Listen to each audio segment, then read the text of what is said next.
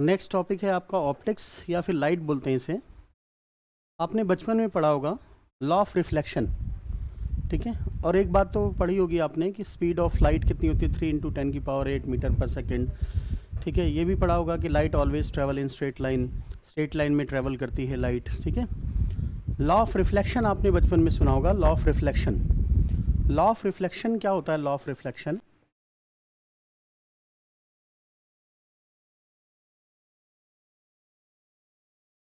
Law of reflection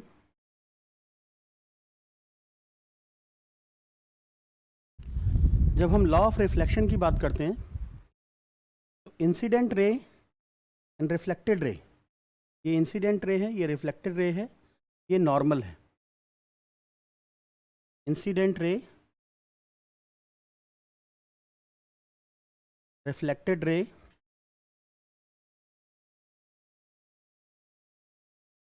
और ये normal होता है परपेंडिकुलर। इसको एंगल ऑफ इंसिडेंस बोलते हैं और इसको एंगल ऑफ रिफ्लेक्शन बोलते हैं। Angle of reflection, angle of reflection बोला जाता है। तो ये एंगल ऑफ इंसिडेंस है और ये क्या है? Angle of reflection. तो angle of incidence is equal to क्या होता है? Angle of reflection. और इसमें इंसिडेंट रे, एक लॉ ऑफ रिफ्लेक्शन दो होते हैं, एक तो angle of incidence is equal to angle of reflection, दूसरा incident ray, reflected ray, reflected ray and normal, normal all lies in the same plane, all lies in the same plane। अब एक ही plane में लाई करते हैं, ठीक है, मतलब एक ही साइड में होते हैं, इसी पेपर पे, कोई बाहर नहीं आ रहा है, या इसी के प्लेन में लाई कर रहे हैं। आपको ज़्यादा ज़रूरी ये याद रखना है कि angle of incidence is equal to angle of reflection होता है। इसमें एक पॉइंट और होता है कि इंसिडेंट रे और रिफ्लेक्टेड रे सेम मीडियम में होती है, मीडियम नहीं चेंज होता, ठीक है। मीडियम का मतलब है ऐसा नहीं कि एयर से वाटर में जा रहा है, ऐसा कुछ नहीं है। तो angle of incidence is equal to angle of reflection, same medium में होता है। तो ये basic 6th 7th 8th class में आपने पढ़ा होगा कि angle of incidence is equal to angle of reflection.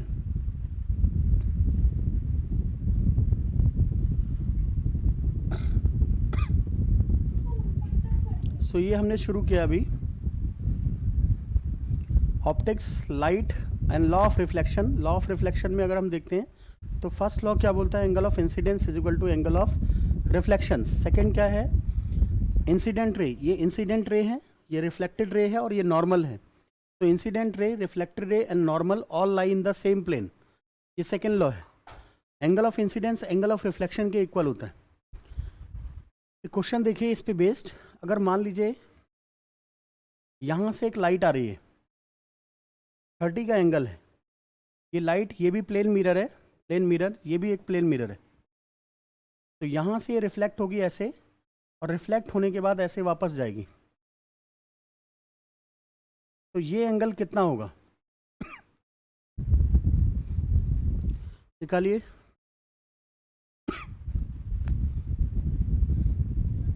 Thirty, हाँ जी 30 होगा।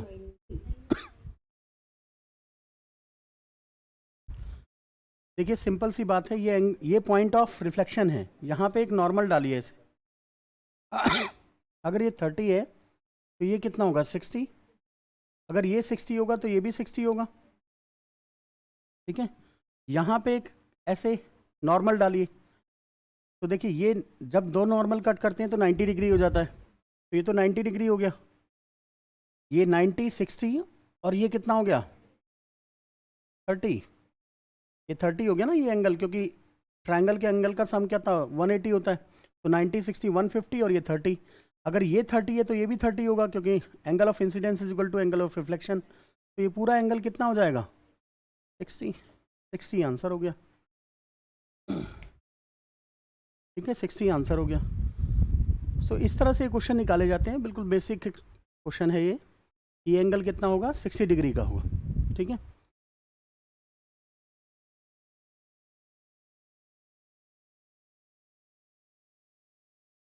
इसके बाद देखिए next is refraction. Refraction refraction क्या होता है? जब लाइट एक मीडियम से दूसरे मीडियम में जाती है, मान लीजिए ये ग्लास है और लाइट एयर से आ रही है। अब ये ग्लास में ट्रेवल करेगी। वैसे तो लाइट को सीधा जाना चाहिए, लेकिन ये सीधी जाती नहीं है। जब एयर क्या होता है? रेयरर मीडियम होता है, रेयरर मीडियम बोलते हैं। और ये ग्लास क्या होता है? इसमें मॉलिक्यूल्स पास पास में होते हैं, सो ये डेंसर मीडियम होता है। रेयरर से अगर डेंसर मीडियम में जाती है तो एक फॉर्मूला याद रखिएगा, R D to day. R D to day का मतलब rarer to denser towards normal bent हो जाती है, टूवर्ड्स नॉर्मल बेंट हो जाती है, टूवर्ड्स नॉर्मल बेंट हो जाती है।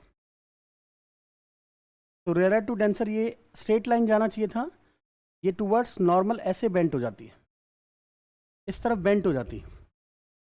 फिर उसके बाद देखिए यहाँ पे भी इस सरफेस पे भी मीडियम चेंज करेगी। यहाँ पे नॉर्मल ड्रॉ करिए। अब क्या हुआ? डेंसर से, अब ये डेंसर मीडियम में, तो डेंसर से रेयरर मीडियम में जाएगी। रेयरर से डेंसर में टुवर्ड्स नॉर्मल होता है, सो डेंसर टू रेयरर क्या होगा? Away from the normal. Away from the normal means वैसे इस लाइट को हमेशा स्ट्रेट लाइन में ट्रेवल करना चाहिए था, लेकिन अब ये दूर जाएगी नॉर्मल से। मतलब कैसे जाएगी? इस तरह से जाएगी, ऐसे away from the normal.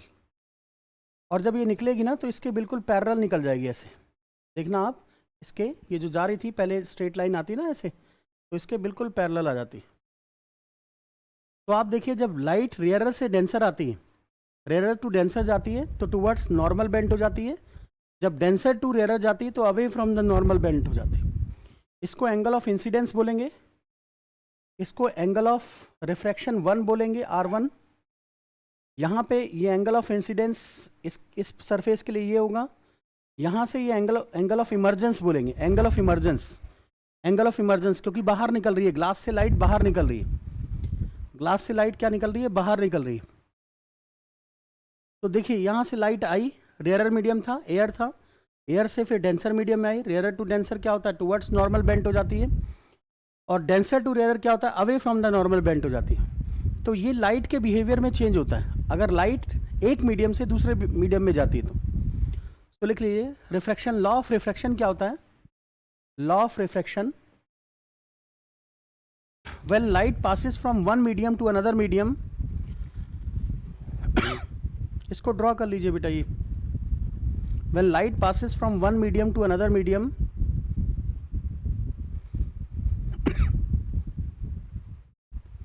when light passes from one medium to another medium,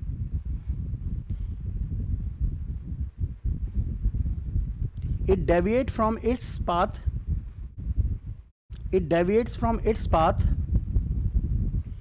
it is known as refraction.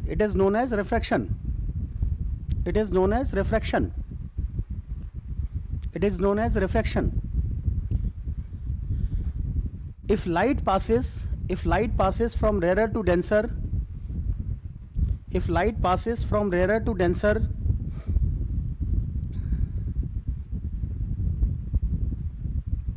if light passes from rarer to denser,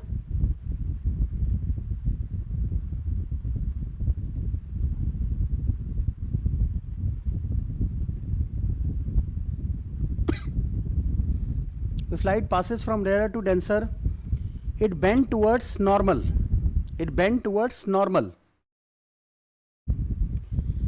and when it passes from denser to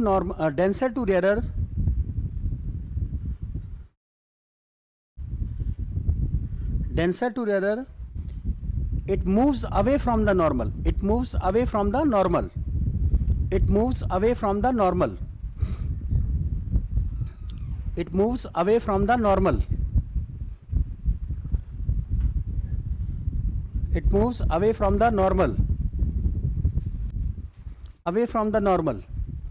बस इतना याद रखना है आपको, ठीक है?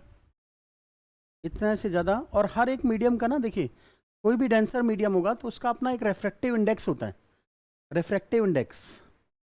ये आपको ज़्यादा टेक्निकल नहीं समझना, बस इतना याद रखना कि हर एक डेंसर मीडियम का अपना एक रिफ्रैक्टिव इंडेक्स होता है। रिफ्रैक्टिव इंडेक्स को ऐसे बुक्स में ना म्यू लिखते हैं, म्यू इज इक्वल टू 1, ऐसे म्यू इज इक्वल टू 2.5, इस तरह से लिखा जाता है। एक नंबर होता है रिफ्रैक्टिव इंडेक्स, क्या होता है, एक नंबर होता है। जितना ज़्यादा डेंसर होगा उतना ज़्यादा उसका रिफ्रैक्टिव इंडेक्स होगा, ठीक है। जितना ज़्यादा अगर डेंसर होगा उतना ज़्यादा उसका रिफ्रैक्टिव इंडेक्स होगा। जैसे ये फिजिक्स की आपकी घटना चक्र है ना, घटना चक्र में देखना कई क्वेश्चंस ऐसे भी होंगे जो न्यूमेरिकल बेस्ड होंगे। तो एससीएस में न्यूमेरिकल बेस्ड क्वेश्चन नहीं आते। एससीएस का जो एग्ज़ाम होता है वो ना तो न्यूमेरिकल ना बहुत ज़्यादा टेक्निकल, सीधा जनरल साइंस पूछता है। जनरल साइंस मतलब जो आम आदमी जान सकता है, उस तरह की चीज़ें पूछता है। तो वो जो क्वेश्चन होते हैं उनको कट कर दिया कीजिए, उसको करने की ज़रूरत नहीं है, वो आपके, ठीक है, आपको ज़रूरत ही नहीं है उन चीज़ों की, उतना टेक्निकल उसको जानने की ज़रूरत ही नहीं है। एससीएस में ऐसा कोई क्वेश्चन नहीं आता जो आपको कैलकुलेशन करनी पड़ जाए या फिर रिफ्रैक्टिव इंडेक्स पूछना पड़ जाए, ठीक है। हाँ, अगर आपसे ज़्यादा से ज़्यादा पूछ सकता है कि ग्लास का रिफ्रैक्टिव इंडेक्स ज़्यादा होता है, वाटर का ज़्यादा होता है, एयर का ज़्यादा होता है, या ठीक है और कोई चीज़ लिख देगा, मान लीजिए, हाँ जी, या डायमंड लिख दिया, तो किसका रिफ्रैक्टिव इंडेक्स ज़्यादा होता है? डायमंड का ज़्यादा होगा, जो ज़्यादा से ज़्यादा डेंसर होगा, बस खत्म, उसका रिफ्रैक्टिव इंडेक्स। बस आपको कॉमन चीज़ें बस पता होनी चाहिए कि जिसकी डेंसिटी ज़्यादा होगी उसका रिफ्रैक्टिव इंडेक्स ज़्यादा होगा, ठीक है। तो इसको बोलते हैं हम रिफ्रैक्शन, बोलते हैं रिफ्रैक्शन। इसके बाद देखिए कई बार क्वेश्चन आता है कि ये जो स्काई है ये ब्लू क्यों दिखाई देता है, स्काई ब्लू क्यों दिखाई देता है और कोई कलर क्यों नहीं दिखाई देता? तो इसके लिए एक लॉ होता है जिसे रेले लॉ बोलते हैं। Rayleigh law, law of scattering. Rayleigh law of scattering क्या बोलता है? Is directly proportional to 1 upon wavelength की पावर 4।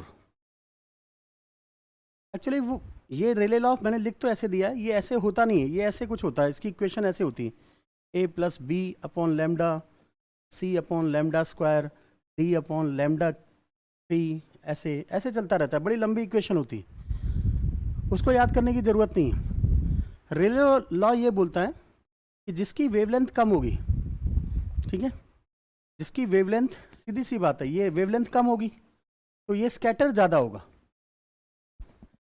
रेड कलर दूर से दिखाई क्यों दे जाता है? क्योंकि वो स्कैटर ज़्यादा नहीं होता। क्यों? क्योंकि उसकी वेवलेंथ ज़्यादा होती है, वेवलेंथ ज़्यादा होती है, इसलिए वो स्कैटर नहीं होता, इसलिए वो स्कैटर नहीं होता। तो ये बोलता है रेले लॉ ऑफ स्कैटरिंग, ये बोलता है कि अगर वेवलेंथ ज़्यादा होगी तो क्या होगा? स्कैटरिंग कम होगा, उसका स्कैटरिंग कम होगा। इसलिए डेंजर सिग्नल किसके बनते हैं? रेड कलर के बनते हैं। क्यों बनते हैं? क्योंकि इसकी वेवलेंथ ज़्यादा होती है। विप ग्योर, अगर वाइट लाइट में देखें विप ग्योर में, तो वेवलेंथ सबसे ज़्यादा किसकी होगी? रेड कलर की। रेड कलर की वेवलेंथ ज़्यादा होगी तो लेस स्कैटर होगा। अब इसी विप ग्योर में वाइट लाइट में देखो सबसे कम वेवलेंथ किसकी है? वॉयलेट की। तो स्काई तो वॉयलेट दिखाई देना चाहिए, फिर ब्लू क्यों दिखाई दे रहा है? ब्लू तो बीच में आता है। नहीं, हाँ, अगर इस प्रिंसिपल को देखें तो उसके हिसाब से तो वायलेट होना चाहिए कि चलो स्काई वायलेट दिखाई देना चाहिए, क्योंकि वायलेट ही सबसे ज़्यादा स्कैटर्ड होगा। ऐसा है नहीं, मैंने बोला ना, फॉर्मूला ये नहीं है, फॉर्मूला एक्चुअल में ये है।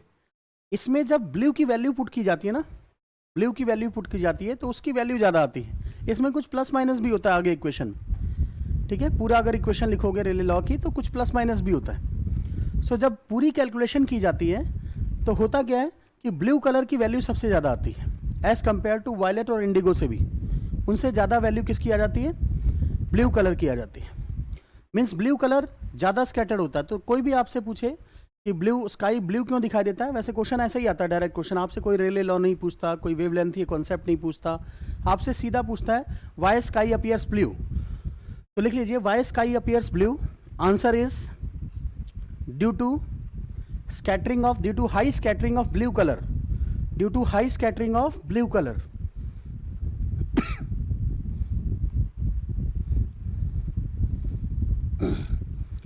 अच्छा, सुबह और शाम को रेड कलर क्यों दिखाई देता है? भाई सुबह और शाम को भी ब्लू दिखाई देना चाहिए। हाँ जी बेटा,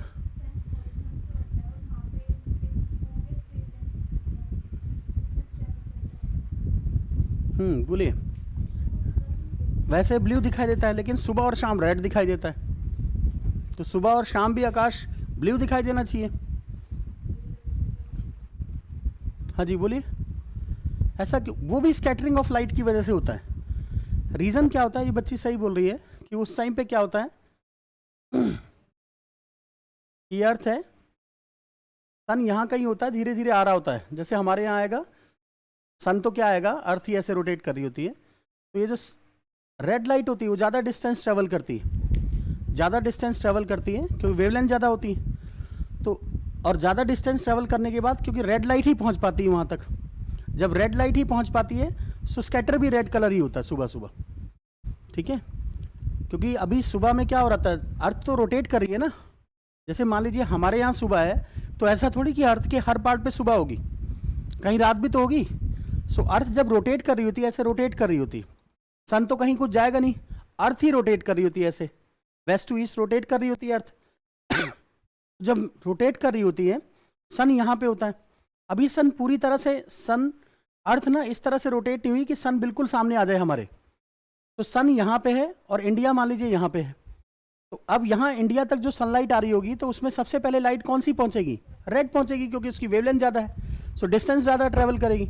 तो सुबह सुबह, इसलिए सुबह सुबह क्या होता है, आपको रेड कलर दिखाई देता है। ऐसे शाम को भी ऐसा ही होता है। सो अगर कोई आपसे ये क्वेश्चन पूछे कि क्यों सुबह, लिख लीजिए red clouds at the dawn and dusk, सीधा आंसर याद रखना है आपको, red clouds at dawn and dusk is due to scattering of light.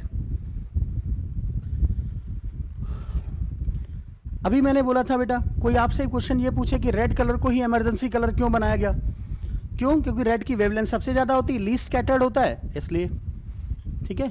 लिख लीजिए red colour is emergency colour, red colour is emergency colour because less scattering.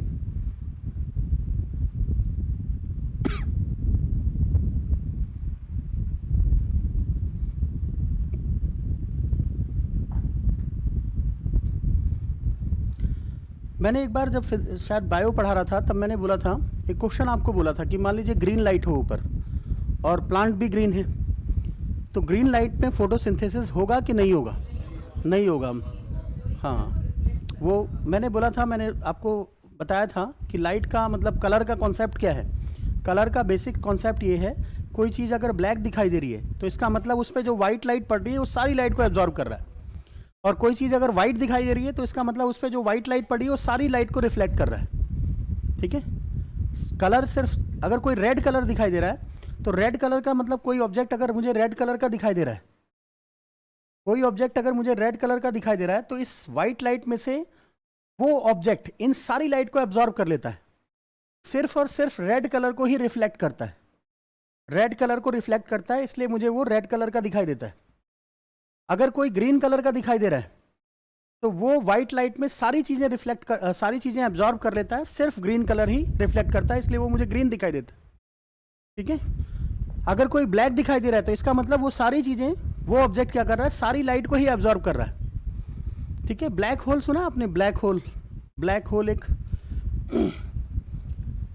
Black hole क्या होता है, ब्लैक होल की डेंसिटी इतनी ज़्यादा होती है कि उसमें जो भी लाइट एंटर करती है वो उसको एब्जॉर्ब कर लेता है, एब्जॉर्ब कर लेता है, दिखता नहीं है। ब्लैक होल स्पेस में एक, ठीक है, ऑब्जेक्ट, ये समझिए बेटा डेड स्टार समझिए उसको, मरा हुआ तारा समझिए कि डेड स्टार की तरह होता है। उसकी डेंसिटी इतनी ज़्यादा हो जाती है कि उसके अंदर जब लाइट एंटर करती है तो वो बिल्कुल एब्जॉर्ब कर लेता है लाइट को रिफ्लेक्ट ही नहीं करता, तो ब्लैक होल ब्लैक ही दिखाई देता है, ठीक है। सो ब्लैक कलर का एक ही कॉन्सेप्ट है, कोई चीज़ ब्लैक कलर क्यों दिखाई दे रही है, क्योंकि वो सारी लाइट को एब्जॉर्ब कर रही है, और कोई चीज़ वाइट कलर क्यों दिखाई दे रहा है, क्योंकि वो सारी लाइट को रिफ्लेक्ट बैक कर रहा है, जितनी भी उसके पास लाइट आ रही है विबग्योर, इन सब को रिफ्लेक्ट बैक कर रहा है। क्लियर हो गया? ये कलर कॉन्सेप्ट याद रखना। मैंने बोला था कि ग्रीन लाइट अगर होगी, और ग्रीन ही प्लांट होता है, और ऊपर उसके ग्रीन लाइट ही आप डाल रहे हो, लाइट ही ग्रीन है, तो वो क्या करेगा बेचारा, ग्रीन लाइट को ही रिफ्लेक्ट कर देगा। जब वो सारी लाइट को ही रिफ्लेक्ट करेगा तो फोटोसिंथेसिस किससे करेगा? फोटोसिंथेसिस के लिए तो लाइट चाहिए ना। सो फोटोसिंथेसिस उसमें क्या हो जाती है, स्टॉप हो जाती, ठीक है। लेकिन अगर उसके ऊपर मान लीजिए आप ग्रीन लाइट की बजाय रेड लाइट, येलो लाइट, कोई और लाइट भी डालेंगे तो कोई फ़र्क नहीं पड़ेगा, फोटोसिंथेसिस होगा, क्योंकि वो स्लाइट को रिफ्लेक्ट नहीं करेगा, उसको एब्जॉर्ब कर लेगा, एब्जॉर्ब कर लेगा तो फोटोसिंथेसिस होगा। ये क्वेश्चन हमने पहले बायो में भी डिस्कस किया था, ठीक है। इसके बाद देखिए, आप प्लेन मिरर डेली देखते होंगे। प्लेन मिरर ना आप डेली देखते होंगे। प्लेन मिरर में जब आप इमेज देखते हैं तो कैसे दिखाई देते हैं आप? अरे क्लियर तो दिखते हैं। हाँ जी, लेफ्ट जो ईयर होता है वो राइट दिखाई देता है, राइट ईयर आपको लेफ्ट दिखाई देता है। इन्वर्टेड इमेज क्या होती है? इन्वर्टेड नहीं बोलेंगे बेटा इसको, नहीं नहीं बेटा इसको इन्वर्टेड, इन्वर्टेड तो उल्टी इमेज होती है। लेटरली इन्वर्टेड इसको बोलते हैं, लेटरली इन्वर्टेड, ठीक है। लेफ्ट राइट हो जाता है, राइट लेफ्ट हो जाता है, तो लेटरली इन्वर्टेड बोलते हैं।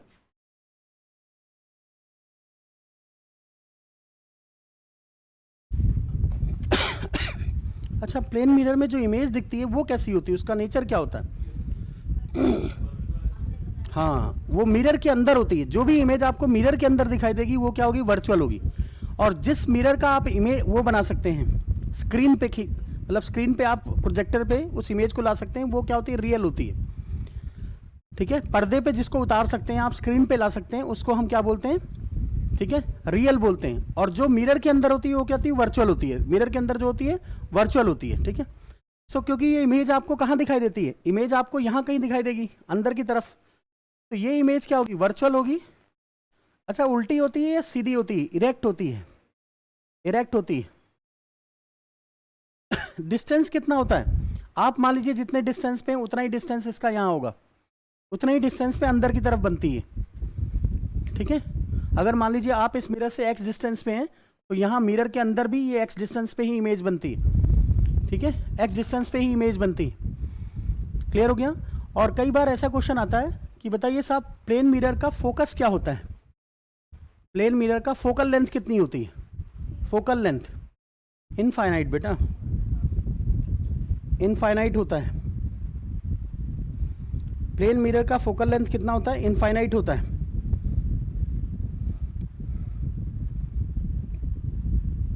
लिख लीजिए, focal length of plane mirror is infinite.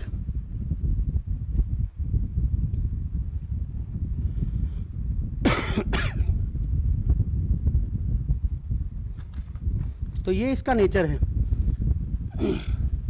अच्छा, साइज क्या होता है? मान लीजिए मैं जिस साइज हूं, अगर प्लेन मिरर देखूंगा तो उसमें क्या साइज बड़ा होगा?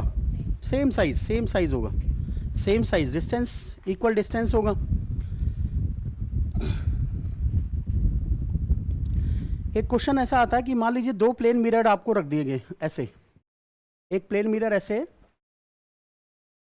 एक प्लेन मिरर आपका ऐसे। इन दोनों मिरर के अंदर एक थीटा एंगल है, मतलब इन दोनों को 60 डिग्री के एंगल पे कर दिया गया, ठीक है। 60 डिग्री के एंगल पे कर दिया गया और बीच में कहीं पे इमेज रख दी, यहां पे मान लो कोई ऑब्जेक्ट रख दिया। अब इसकी कितनी इमेजेस बनेंगी? इसकी कितनी इमेजेस बनेंगी? तो सिंपल सी बात है, इसको कुछ याद करने की जरूरत नहीं है। आप याद रखिए, number of images is equal to 360 divided by theta minus 1। कितना हो गया? 5 इमेजेस, 5 इमेजेस, ठीक है। अगर दोनों मिरर ऐसे 180 डिग्री पे कर दिए जाए, एक मिरर ऐसे हो, एक मिरर ऐसे हो 180 डिग्री पे, तो कितना आंसर आएगा बताइए? सीधा 1 आ जाएगी, एक ही इमेज बनेगी। प्लेन मिरर पे तो एक ही इमेज बनती है ना। अरे 180 का मतलब क्या हो गया? सीधा सीधा मिरर ले लिया। अब उस पर कहीं भी इधर रखो या उधर रखो, क्या फर्क पड़ता है? 360 डिवाइडेड बाई 60 माइनस 1 कितना आ गया? 6 माइनस 1 कितना हो गया? 5।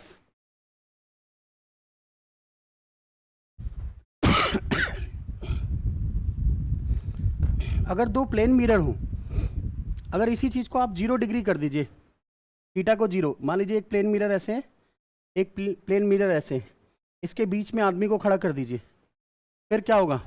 इनफाइनाइट इमेज बनेगी। 0 डिग्री रख के देखिए, इसमें ये इनफाइनाइट हो गया। इनफाइनाइट में से एक माइनस कर दीजिए तो क्या होगा? इनफाइनाइट ही होगा। इनफाइनाइट में से एक माइनस करो, 2 माइनस करो, क्या फ़र्क पड़ता है? इनफाइनाइट ही रहता है, ठीक है। 0 इसलिए बोल रहा हूँ क्योंकि इन दोनों के बीच में एंगल क्या है? 0 ही है, पैरेलल है एक दूसरे के।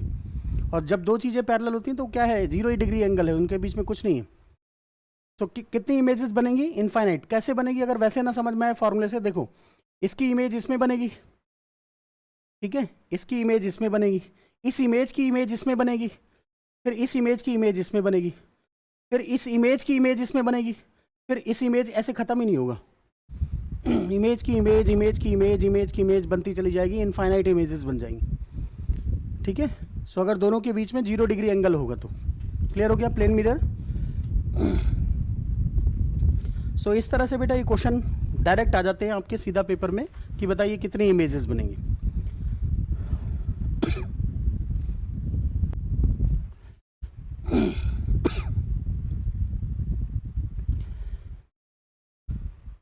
अब रिफ्रैक्शन की हम जब बात कर रहे थे तो रिफ्रैक्शन में मैंने बोला था, रिफ्रैक्शन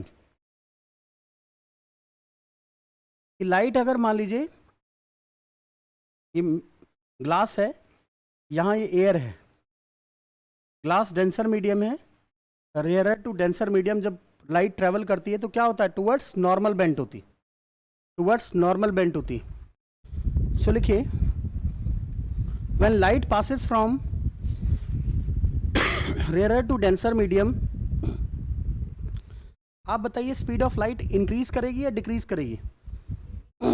अगर ग्लास में जा रही है तो स्पीड ऑफ लाइट डिक्रीज करेगी, इंक्रीज करेगी, डिक्रीज करेगी। डेंसर मीडियम है ना, तो स्पीड ऑफ डिक्रीज करेगी। लिख लीजिए, when light passes from rare to denser medium, number 1 speed of light decreases, speed of light decreases. Second, wavelength का क्या होगा।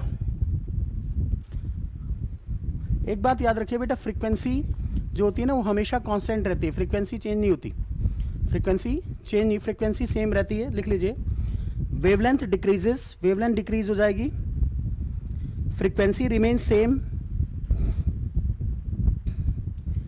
Colour of light remain same, colour of light remain same,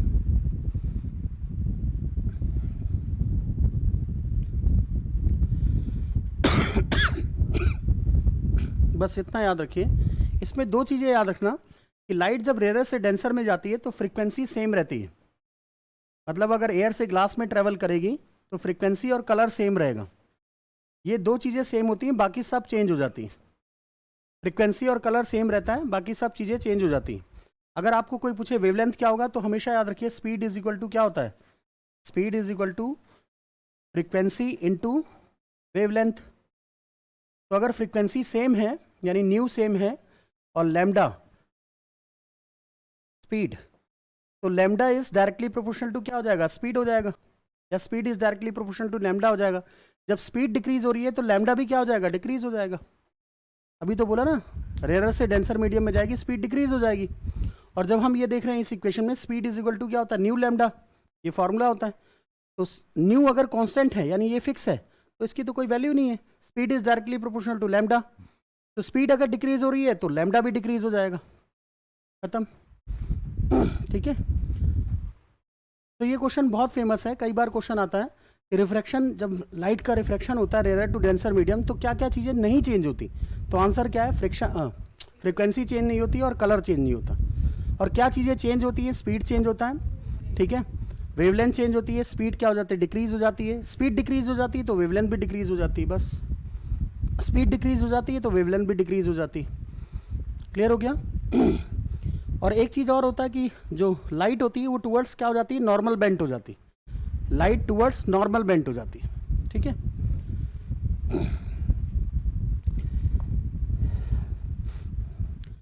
कई बार ये question पूछा जाता है कि स्टार ट्विंकल क्यों करते हैं, ट्विंकलिंग ऑफ स्टार। तो स्टार ट्विंकल इसलिए नहीं करते कि वो सही में ट्विंकल कर रहे हैं, वो तो वैसे ही है बेटा, स्टार जैसे हैं वैसे ही हैं, स्टार तो ऐसे ही रहेगा जैसे है।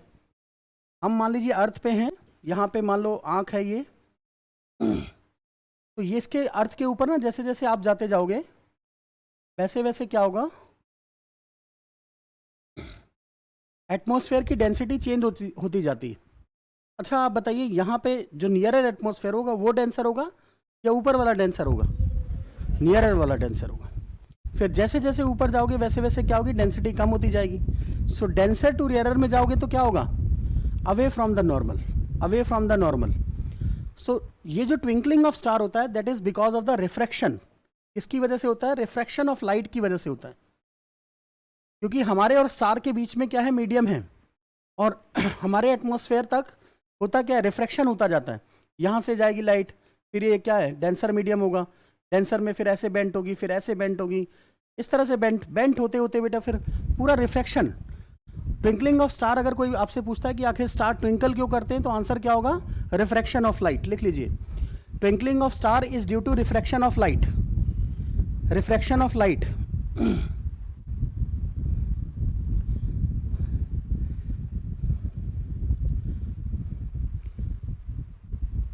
बोलते हैं सन जो है ना, सन अपीयर होता है। तो जैसे आप कभी देखना इसमें मुस्लिम रिलीजन में क्या होता है कि रोजे रखते हैं, तो रोज़ा में ना एक इंस्ट्रक्शन होती है कि अगर सन आपको लगता है कि 6 बजे राइज होगा,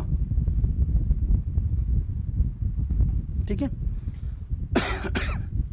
अगर आपको ये फील होता है कि सनराइज जो होगा वो 6 पे होगा, ठीक है, सनराइज क्या होगा? 6 पे होगा,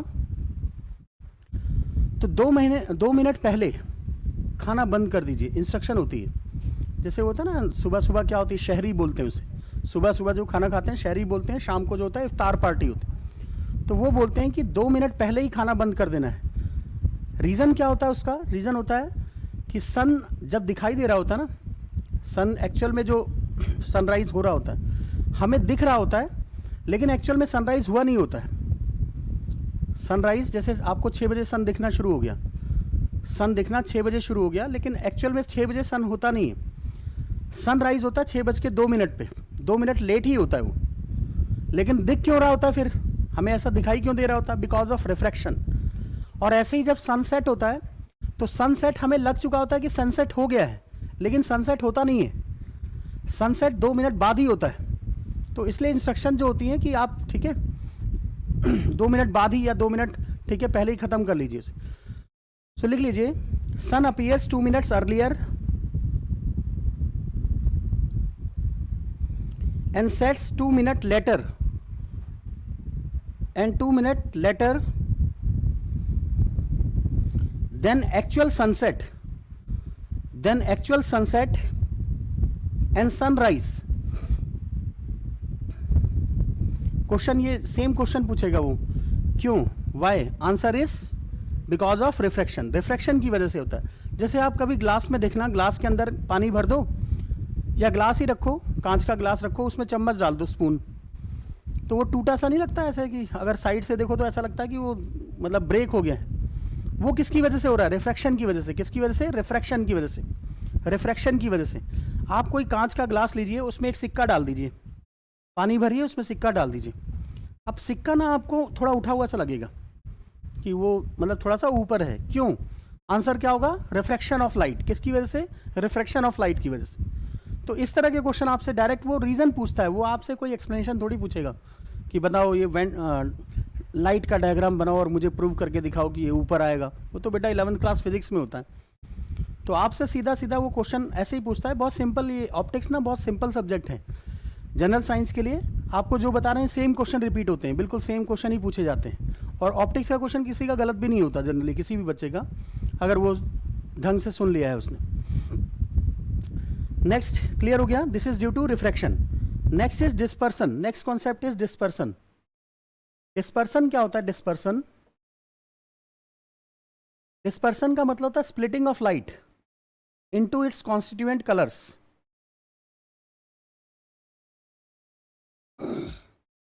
विबग्योर में विबग्योर ये नीचे से होता है, वायलेट सबसे नीचे होता है, इसका मतलब वायलेट सबसे ज़्यादा बेंड होता है, वायलेट सबसे ज़्यादा बेंड होता है, फिर ब्लू इंडिगो होता है, फिर उसके बाद ब्लू होता है, फिर उसके बाद ग्रीन होता है, फिर येलो, फिर ऑरेंज, फिर red. So due to prism में अगर आप प्रिज्म से व्हाइट लाइट को पास करवाएंगे तो प्रिज्म क्या करता है? व्हाइट लाइट को 7 कलर में स्प्लिट कर देता है, उसके कॉन्स्टिट्यूएंट कलर में स्प्लिट कर देता है। इसको हम क्या बोलते हैं? डिस्पर्सन बोलते हैं। सो लिख लीजिए, dispersion, splitting of white light into its constituent colours is known as dispersion. उसको हम क्या बोलते हैं? डिस्पर्सन बोलते हैं। उसको हम क्या बोलते हैं, डिस्पर्सन बोलते हैं। सीधा डेफिनेशन ही आएगी, आपको बताना होगा डिस्पर्सन। वो क्वेश्चन ऐसे पूछता है प्रिज्म में क्या होता है, आंसर क्या आएगा, डिस्पर्सन, खत्म।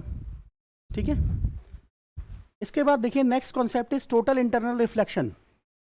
Total internal reflection, total internal reflection क्या होता है? टोटल इंटरनल रिफ्लेक्शन TIR बोलते हैं, total TIR, total internal reflection. Total internal reflection होता क्या है कि मान लीजिए ये वाटर है, वाटर डेंसर मीडियम होता है ना एयर से, यहां कोई बल्ब है, अभी लाइट दे रहा है, यहां से लाइट ऐसे ट्रेवल करेगी। अब यहां से ट्रेवल करेगी तो डेंसर टू रेयरर क्या होता है, डेंसर टू रेयरर कैसे जाना चाहिए इसको, अवे फ्रॉम द नॉर्मल, मतलब ये ऐसे जाएगी, वैसे जाना चाहिए ऐसे, लेकिन ये अवे जाती है ऐसे। अब लाइट ऐसा थोड़ी कि इसी डायरेक्शन में, एक लाइट ऐसे भी जाएगी यहाँ पे, अब यहाँ पे लाइट को ऐसे जाना चाहिए था सीधा, लेकिन ये ऐसे जाएगी अवे फ्रॉम द नॉर्मल। और अगर देखें एक पॉइंट ऐसा आएगा जहाँ पे एक एंगल, ये एंगल ऑफ इंसिडेंस होगा, जहाँ पे क्या होगा, ये जो लाइन है ना, ये जो लाइट रिफ्लेक्ट हो रही है, ये बिल्कुल 90 डिग्री बना देगी इसके साथ, 90 डिग्री। इस एंगल ऑफ इंसिडेंस को क्रिटिकल एंगल बोलते हैं, क्रिटिकल एंगल। इस एंगल ऑफ इंसिडेंस को क्या बोलते हैं, क्रिटिकल एंगल। तो क्रिटिकल एंगल बोलते हैं। क्रिटिकल एंगल क्यों बोलते हैं कि अगर इस एंगल ऑफ इंसिडेंस से ज़्यादा एंगल ऑफ इंसिडेंस आपने किया तो उसके बाद लाइट एयर में नहीं जाएगी, सीधा उसी में आ जाएगी, उसी मीडियम में, डेंसर मीडियम में आ जाएगी। मतलब क्या है, अगर मैं इसके आगे एंगल ऑफ इंसिडेंस इंक्रीज करूंगा तो लाइट जो है ना ऐसे रिफ्लेक्ट बैक होके इसी मीडियम में आ जाएगी, उस तरफ जाएगी नहीं।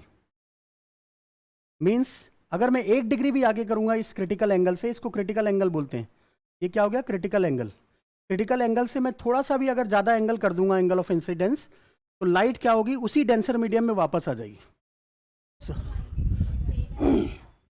लिखिए क्रिटिकल एंगल, लिखिए critical angle is that angle, इस डायग्राम को ड्रॉ कर लीजिएगा। Critical angle is that angle eight which when light passes from denser medium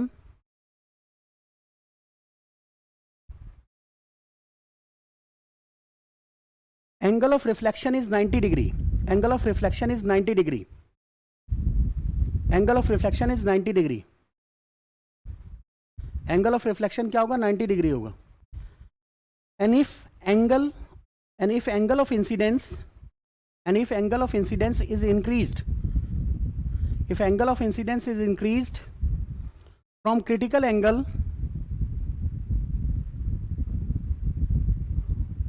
then light will reflect back in the same denser medium, in the same denser medium. This concept is known as this concept is known as total internal reflection.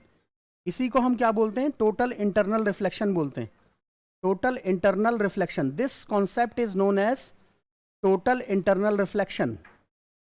इसी concept को हम क्या बोलते हैं, total internal reflection बोलते हैं, TIR बोलते हैं, टोटल इंटरनल रिफ्लेक्शन बोला जाता है। ठीक है, जब भी क्रिटिकल एंगल से ज़्यादा एंगल हो जाएगा एंगल ऑफ इंसिडेंस, वो लाइट उसी डेंसर मीडियम में रिफ्लेक्ट बैक होना शुरू हो जाएगी, और उसी को हम क्या बोलते हैं, टोटल इंटरनल रिफ्लेक्शन बोलते हैं। इस कॉन्सेप्ट को ना बहुत जगह यूज़ किया जाता है, जैसे डायमंड देखना बेटा, डायमंड को ऐसा लोकेट किया जाता है, जब म्यूजियम होता है ना जहाँ पे डायमंड को शो किया जाता है, तो डायमंड की लोकेशन ऐसे होती है और लाइट उस पर ऐसे पड़ रही होती है। लाइट को इस तरह से अरेंज किया जाता है, मान लीजिए यहाँ पे डायमंड रखा हुआ है, तो लाइट को ऐसे अरेंज किया जाता है कि लाइट जब पड़ती है ना इस पर, तो वो डायमंड के क्रिटिकल एंगल से ज़्यादा होती, डायमंड के क्रिटिकल एंगल, उसका एंगल ऑफ इंसिडेंस डायमंड के क्रिटिकल एंगल से ज़्यादा होता है। तो डायमंड के क्रिटिकल एंगल से ज़्यादा होता है, तो लाइट क्या करती है, ऐसे एंटर करती है। अब यहाँ पे जैसे पड़ी, एंगल ऑफ इंसिडेंस ये है, तो यहाँ पे जब पड़ी तो इस एंगल ऑफ इंसिडेंस जो है ना, ये डायमंड के क्रिटिकल एंगल से ज़्यादा है, तो अब क्या होगा, ये लाइट डायमंड के अंदर ही घूमती रहेगी, डायमंड के अंदर ही घूमती रहेगी ऐसे।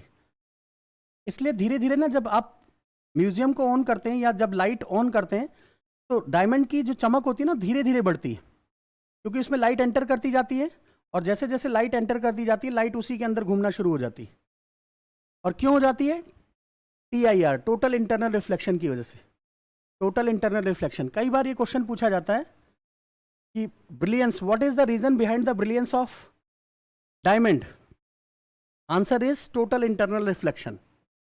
टोटल इंटरनल रिफ्लेक्शन, रिफ्लेक्शन नहीं, रिफ्लेक्शन, रिफ्लेक्शन बोलते हैं। तो brilliance of diamond is due to total internal reflection. Light उसके अंदर एंटर करती है, बस एंटर ही करती है, उसी के अंदर रह जाती है, बाहर तो निकलती नहीं है। क्यों? क्योंकि लाइट को हम जानबूझ के उस एंगल, उसके क्रिटिकल एंगल से ज़्यादा पे, ठीक है, एंटर करवा रहे हैं। एक ये रीज़न होता है। दूसरा ऑप्टिकल फाइबर का, ऑप्टिकल फाइबर का एक केस आता है। ऑप्टिकल फाइबर, ऑप्टिकल फाइबर में हम क्या करते हैं कि जब लाइट को सेंड करते हैं ना, तो लाइट को ऑप्टिकल फाइबर के क्रिटिकल एंगल से ज़्यादा एंगल ऑफ इंसिडेंस पे सेंड करते हैं, तो वो लाइट इसी के अंदर घूमना शुरू हो जाती है, बस इसी के अंदर रहती है। हाँ जी, मैंने बोला लाइट को, ये ऑप्टिकल फाइबर एक इंस्ट्रूमेंट होता है जो सर्जरी में यूज़ किया जाता है, या कभी देखना घरों में क्या होता है, वो शो केस नहीं होता बेटा, वायर सी होती है जिसमें लाइट चमकती रहती है, बाल जैसे होते हैं, अरे प्लास्टिक का होता है, देखना बाजार में मिलता है। तो उसमें क्या होता है, ऑप्टिकल फाइबर वो प्लास्टिक का बना होता है।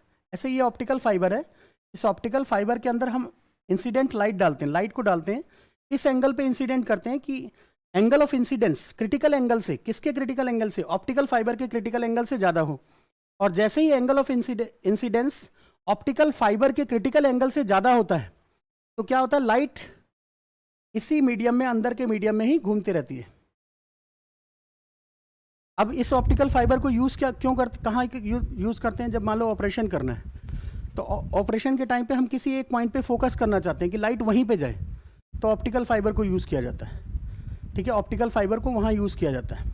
ठीक है, क्लियर हो गया? ऑप्टिकल फाइबर यहाँ पे भी, और ये डेंसर मीडियम होता है, अंदर का मीडियम जो डेंसर होता है, और बाहर एयर ही होती है, वो तो रेयर मीडियम होता है। ऐसे डायमंड के अंदर डेंसर मीडियम होता है, बाहर एयर होती है, रेयर मीडियम होता है। सो अगर लाइट इंसिडेंट भी डेंसर मीडियम में कर रही है और रिफ्लेक्ट बैक भी डेंसर मीडियम में कर रही है, तो इसका मतलब क्या है? ठीक है, टोटल इंटरनल रिफ्लेक्शन। और एंगल, टोटल इंटरनल रिफ्लेक्शन के लिए कई बार वो क्वेश्चन पूछता है कि टोटल इंटरनल रिफ्लेक्शन के लिए मिनिमम कंडीशन क्या होनी चाहिए? तो मिनिमम कंडीशन ये होती है कि angle of incidence should be greater than the critical angle of that substance. मान लीजिए किसी सब्सटेंस का डायमंड का क्रिटिकल एंगल था 23 डिग्री, सो आपको एंगल ऑफ इंसिडेंस 23.2 जरूर रखना पड़ेगा, या 1 रखना पड़ेगा, उससे ज़्यादा रखना पड़ेगा, तभी वो उसी के अंदर रहेगी, नहीं तो बाहर निकल जाएगी। ठीक है, सो ये मिनिमम कंडीशन होती है किसके लिए? टोटल इंटरनल रिफ्लेक्शन के लिए, TIR के लिए, टोटल इंटरनल रिफ्लेक्शन। हाँ, ऑप्टिकल फाइबर इंटरनेट में भी तो यूज़ होती है। आप सिग्नल्स कितनी दूर तक पहुँचाते हैं, इंटरनेट पे भी यूज़ किया जाता है। क्यों यूज़ किया जाता है इंटरनेट पे? सिर्फ इसीलिए। ठीक है, ऑप्टिकल फाइबर यहाँ भी इंटरनेट में भी यूज़ किया जाता है। अभी तो बेटा ये जो ना, अभी पता नहीं सही बोल रहे हैं गलत बोल रहे हैं, कि गुड़गांव के जो सेक्टर्स हैं वहाँ पे क्या होगा, जो इलेक्ट्रिसिटी की लाइन ऊपर चल रही है ना, ये ऊपर है, वो सब अंडरग्राउंड हो जाएंगी, अंडरग्राउंड करेंगे उसको। हाँ, अभी प्रोजेक्ट चल रहा है, हो गया क्या? शुरू हो गया ना, मतलब वो अभी ख़त्म तो नहीं हुआ होगा। हाँ, तो वो अंडरग्राउंड कर देंगे उसको, और वहाँ पे भी जो होगा वो ऑप्टिकल फाइबर इस तरह से, कुछ बोल रहे हैं कि इस तरह से करेंगे, अब पता नहीं कैसे करेंगे। हाँ जी, हाँ, फाइबर, वाईफाई भी फाइबर वाला ऑप्टिकल फाइबर होगा, पता नहीं क्या क्या बोल रहे थे। ठीक है, वो जब करेंगे तब करेंगे। तो ऑप्टिकल फाइबर इसलिए यूज़ किया जाता है। ठीक है, इसमें जब भी कोई पूछे कि ऑप्टिकल फाइबर में कौन सा कॉन्सेप्ट यूज़ होता है, आंसर क्या है? टोटल इंटरनल रिफ्लेक्शन, खत्म। डायमंड में कौन सा कॉन्सेप्ट यूज़ होता है? Total internal reflection. ठीक है, हाँ। ऐसे मिराज होता है। मिराज पता क्या है? मिराज तो वैसे एक फाइटर एयरक्राफ्ट है।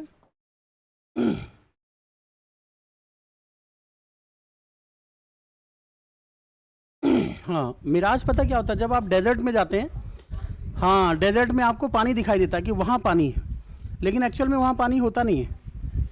ठीक है, वहाँ पे वाटर नहीं होता, और इसी को बोलते हैं मिराज इफेक्ट। मिराज इफेक्ट बोला जाता है। ये भी टोटल इंटरनल रिफ्लेक्शन की वजह से हो रहा होता है, ये भी TIR की वजह से हो रहा होता है, टोटल इंटरनल रिफ्लेक्शन की वजह से हो रहा होता है। सो लिख लीजिए, mirage effect is due to total internal reflection. एक हमने फाइटर एयरक्राफ्ट बना रखा है जिसको बोलते हैं मिराज, उसका नाम ही मिराज है। वो क्या है, आपको दिखाई यहाँ देगा, आपको जब दिखेगा तो यहाँ पे दिख रहा होगा, लेकिन एक्चुअल पोजीशन उसकी यहाँ होगी या फिर यहाँ होगी। तो आप जब यहाँ से गन से शूट करेंगे तो वो कुछ भी मतलब बेकार चीज़ को शूट कर रहे हैं, क्योंकि वो यहाँ पे है या फिर यहाँ पे है। तो इसी कॉन्सेप्ट पे हमने एक मिराज बनाया, वो क्या कर देता है, टोटल इंटरनल रिफ्लेक्शन क्रिएट कर देता है। ठीक है, एक फाइटर एयरक्राफ्ट है जिसको मिराज बोलते हैं। ठीक है, मिराज इफेक्ट। मिराज इफेक्ट क्या किस पे बेस्ड होता है, टोटल इंटरनल रिफ्लेक्शन पे। लिख लीजिए, mirage is also based on total internal reflection. इसके बाद देखिए रेनबो फॉर्मेशन कैसे होता है। रेनबो फॉर्मेशन, ये मान लीजिए वाटर ड्रॉपलेट। तो वाटर ड्रॉपलेट में क्या होता है, वाटर ड्रॉपलेट ना ये ग्लास की तरह बिहेव करती है, इसकी डेंसिटी ज़्यादा होती है एयर से। तो जब इसमें लाइट आती है, वाइट लाइट, तो वाइट लाइट क्या करती है, इस पॉइंट पे जैसे प्रिज्म करता है ना, इसको ब्रेक कर देता है कॉन्स्टिट्यूएंट कलर्स में, ऐसे ही ब्रेक कर देता है। तो इस पॉइंट पे तो रिफ्रैक्शन होता है, रिफ्रैक्शन होगा, यहाँ रिफ्रैक्शन होगा। रिफ्रैक्शन की वजह से फिर यहाँ पे क्या होगा, ये प्रिज्म की तरह बिहेव करेगा, स्प्लिट करेगा लाइट को उसने स्प्लिट कर दिया। अब होता क्या है कि रेनबो हमेशा नहीं बनते। रेनबो फॉर्मेशन कब होते हैं, जब यहाँ से जो लाइट आएगी ना, वो वाटर के अंदर जब उसका एंगल ऑफ इंसिडेंस, मतलब इस पॉइंट पे अगर एंगल ऑफ इंसिडेंस निकालें, वो वाटर के क्रिटिकल एंगल से ज़्यादा हो, ड्रॉप के क्रिटिकल एंगल से ज़्यादा हो, तो उसके बाद ये लाइट क्या होगी, अंदर ही अंदर रिफ्लेक्ट होना शुरू हो जाएगी। मीन्स यहाँ पे रिफ्लेक्शन हुआ, यहाँ पे टोटल इंटरनल रिफ्लेक्शन हुआ। हमेशा नहीं होता ऐसा, कभी कभी होता है, नहीं तो हमेशा रेनबो फॉर्मेशन हो। ठीक है, तो यहाँ पे इसके अंदर क्या होगा, टोटल इंटरनल रिफ्लेक्शन होगा, और फिर उसके बाद यहाँ से लाइट ऐसे निकल जाएगी। तो एक देखिए यहाँ पे क्या हुआ, रिफ्लेक्शन भी हुआ, डिस्पर्सन भी हुआ, स्प्लिटिंग भी लाइट की हुई, प्लस टोटल इंटरनल रिफ्लेक्शन भी हुआ, टोटल इंटरनल रिफ्लेक्शन भी हुआ। सो एक बार ही क्वेश्चन आया था यूपीएससी में कि रेनबो फॉर्मेशन में क्या कौन कौन से कॉन्सेप्ट होते हैं। तो नंबर 1 रिफ्रैक्शन होता है, नंबर 2 डिस्पर्सन होता है, नंबर 3 टोटल इंटरनल रिफ्लेक्शन होता है। बस तीनों कॉन्सेप्ट यूज होते हैं इसमें, तीनों कॉन्सेप्ट। इससे ज़्यादा डीप में आपको ज़रूरत नहीं है बेटा, ये सीधा डायरेक्ट क्वेश्चन आते हैं, आपको करना है, आंसर खत्म।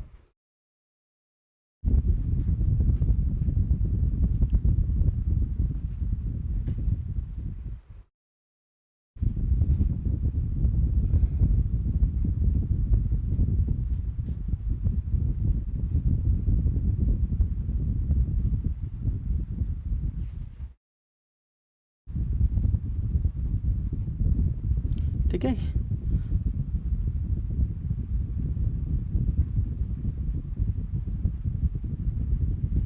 इसके बाद देखिए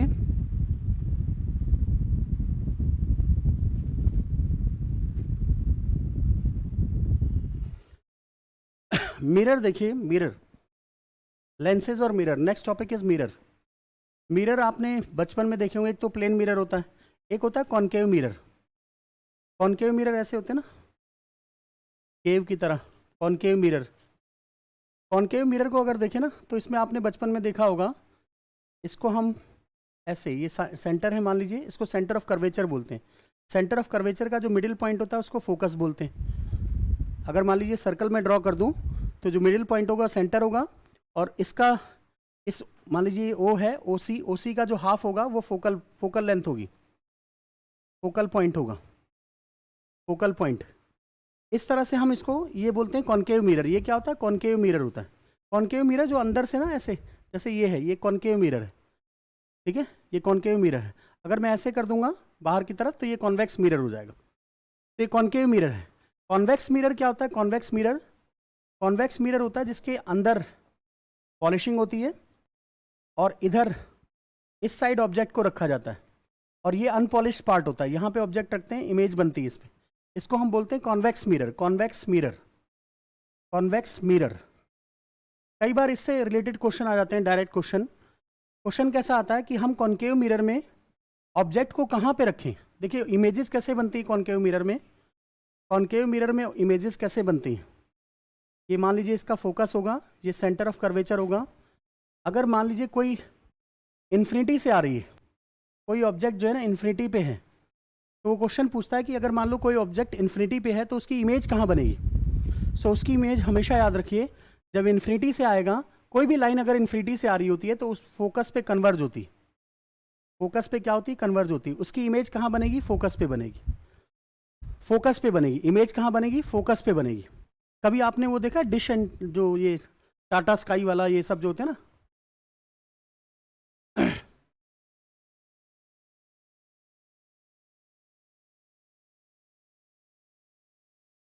क्या हो गया इसको, टाटा स्काई, ठीक है। तो टाटा स्काई का आपने वो देखा होगा तो कॉनकेव शेप का होता है। वहाँ पे जो सिग्नल वाला होता है, जहाँ पे सिग्नल कैच होते हैं, वो सारे कहाँ, जो बॉक्स होता है ना ऐसे, तो वो कहाँ होता है? उसके फोकस पे रखा होता है। नहीं देखा क्या? डिश विश देखी होगी आपने, डिश जो बनी होती है। हाँ जी, हाँ, ये डिश नहीं बनी होती ऐसे, फोकस यहाँ पे होता है बिल्कुल उसके, मतलब यहाँ पे। अब जब इस पे इन्फिनिटी से सिग्नल्स आते हैं तो सारे सिग्नल्स इस पे कन्वर्ज हो जाते हैं। सो जब भी इन्फिनिटी से कोई ऑब्जेक्ट आएगा, इन्फिनिटी पे कोई ऑब्जेक्ट रखेगा तो उसकी इमेज कहाँ बनेगी? फोकस पे बनेगी। अब ये बताइए कैसी बनेगी? नेचर, ये इमेज कैसी बनेगी? छोटी सी बनेगी, डिमनेस्ड, ठीक है। ये रियल होगी या वर्चुअल होगी? ये देख के बताइए। ये रियल होगी। क्यों? क्योंकि अगर मैं इस पॉइंट पे अगर स्क्रीन रख दूं तो उस पर इमेज आ जाएगी वो। तो ये इमेज क्या होगी? रियल होगी, डिमनिश्ड होगी, बहुत छोटी होगी, डिमनिश्ड होगी। इमेज क्या होगी? रियल होगी, डिमनिश्ड होगी। क्योंकि अगर मैंने यहां स्क्रीन रख दी तो स्क्रीन पे इमेज बन जाएगी उसकी। हाँ जी, ये कॉनकेव मिरर है बेटा। कॉनकेव क्या होता है? केव। केव नहीं दिख रही उसमें, केव नहीं बन रही। इसमें पॉलिशिंग कहाँ है? इस साइड है, उसमें पॉलिशिंग उस साइड है। कॉन्वेक्स में जो पॉलिशिंग होती है वो किस साइड होती है? इस साइड पॉलिशिंग होती है। तो इस साइड ऑब्जेक्ट को इस साइड रखना पड़ता है। यहाँ पे पॉलिशिंग इस साइड है, अपोजिट साइड में है, ठीक है, इस साइड में है। क्लियर हो गया? तो अगर कई बार क्वेश्चन आया हुआ है कि ये इसका प्रैक्टिकल यूज भी बहुत ज़्यादा है ना, कि अगर इन्फिनिटी से कोई चीज़ आ रही है तो उसके सिग्नल कहाँ कन्वर्ज होंगे? फोकस पे कन्वर्ज होंगे, फोकल पे, फोकस पे कन्वर्ज होंगे। सो इसलिए इसको यूज़ भी किया जाता है कॉनकेव को ना। कई बार देखना, अगर मान लो आपको पानी गर्म करना हो ना और इस तरह का कॉन्वेक्स कॉनकेव लेंस मिरर है आपके पास, तो आप यहाँ पे वो प्रेशर कुकर, सोलर कुकर रख दीजिए। सोलर कुकर यहाँ पे रख दीजिए, वो फूड बन जाएगा आपका। क्यों? क्योंकि इन्फिनिटी से लाइट आ रही है और वो इन्फिनिटी से जो लाइट आ रही है वो किस पे कन्वर्ज होगी? इसी पे कन्वर्ज होगी, ठीक है। सो इस कॉन्सेप्ट को इस तरह से यूज़ किया जाता है। ये इन्फिनिटी ऑब्जेक्ट कहाँ पे रखा हुआ है? इन्फिनिटी पे रखा हुआ है, ठीक है। ऐसे इमेजेस बनती हैं इस पे। अगर मान लीजिए आप बताइए, दूसरी इमेज मैं बनाता हूँ। क्वेश्चन आपसे पूछा जाए कि मान लीजिए कॉनकेव मिरर है, कॉनकेव मिरर है, ऑब्जेक्ट को आप सेंटर ऑफ कर्वेचर पे रख दीजिए, तो इमेज कहाँ बनेगी? देखिए सेंटर ऑफ कर्वेचर पे तो एक लाइट ऐसे स्ट्रेट जाएगी, और जो लाइट स्ट्रेट जाएगी वो फोकस से पास करेगी। मान लीजिए फोकस ये है, फोकस से पास करेगी, सीधी सी बात है, वो फोकस से पास करेगी, ठीक है। और बताइए, दूसरी लाइट अगर हम फोकस से पास करवाएं, क्योंकि लाइट तो चारों तरफ निकलेगी ना, अगर हम फोकस से पास करवाएं तो ये लाइट यहाँ स्ट्राइक करेगी, स्ट्राइक करने के बाद बिल्कुल पैरेलल जाएगी। तो ऑब्जेक्ट इसी पे, इसी सी पे बनेगा, सेंटर ऑफ कर्वेचर पे बनेगा, उल्टा बनेगा, इन्वर्टेड बनेगा, इन्वर्टेड बनेगा, सेम साइज का बनेगा, सेम साइज का बनेगा, और क्या होगा? इन्वर्टेड सेम साइज, रियल होगा, रियल, रियल होगा, इन्वर्टेड होगा, सेम साइज का होगा, रियल होगा। रियल इसलिए होगा, यहां स्क्रीन रख दो, इस पे बन जाएगा, ठीक है। सेम साइज का होगा, इन्वर्टेड होगा, और एट सी बनेगा, और सी पे ही बनेगा, एट सी बनेगा, सेंटर ऑफ कर्वेचर पे ही बनेगा। तो दूसरी इमेज ये हो गई। एक और इमेज अभी मैं बताऊंगा ना, तीसरी चौथी इमेज, तो आप बनाना ही सीख जाएंगे, कोई ऐसी दिक्कत नहीं है। इसको लिख लीजिए, क्योंकि इस तरह के प्रैक्टिकल क्वेश्चन भी पूछ लेता है कि अगर ऑब्जेक्ट को इसके और उसके बीच में रख दिया फिर क्या होगा। तो अगर आपको बनाना नहीं आएगा तो आप बता नहीं पाएंगे, रट्टा नहीं मार सकते इसका, इस चीज़ का आप रट। हाँ जी बोलिए सर, ये दोनों इमेज है वो सेंटर ऑफ कर्वेचर पे रखी है? दोनों इमेज नहीं बेटा, ऑब्जेक्ट सेंटर ऑफ कर्वेचर पे रखा है तो इमेज भी सेंटर ऑफ कर्वेचर पे बनेगी। हाँ सर, ऑब्जेक्ट ये दोनों केसेस में आप तो बताइए ना, एक फोकस से पास हो गए, वो फोकस पे बनेगी, एक सेंटर ऑफ कर्वेचर। वो तो लाइट बता रहा था मैं, लाइट, ये जैसे ये ऑब्जेक्ट मान लो मोमबत्ती है ये आपकी, कैंडल है तो इससे लाइट निकलेगी। एक मैंने लाइट ऐसे बना ली कि पैरेलल जाएगी, पैरेलल जाएगी तो वो फोकस से पास करेगी। एक लाइट मैंने सोचा कि फोकस से पास कर रही है, अगर वो लाइट फोकस से पास कर रही है तो इससे स्ट्राइक करने के बाद पैरेलल जाएगी, क्योंकि जो लाइट फोकस से पास करेगी वो पैरेलल जाएगी, और जो लाइट पैरेलल आ रही है तो वो फोकस से पास करेगी। दोनों एक ही बात है, ठीक है। एक मिनट रुक जाइए बेटा।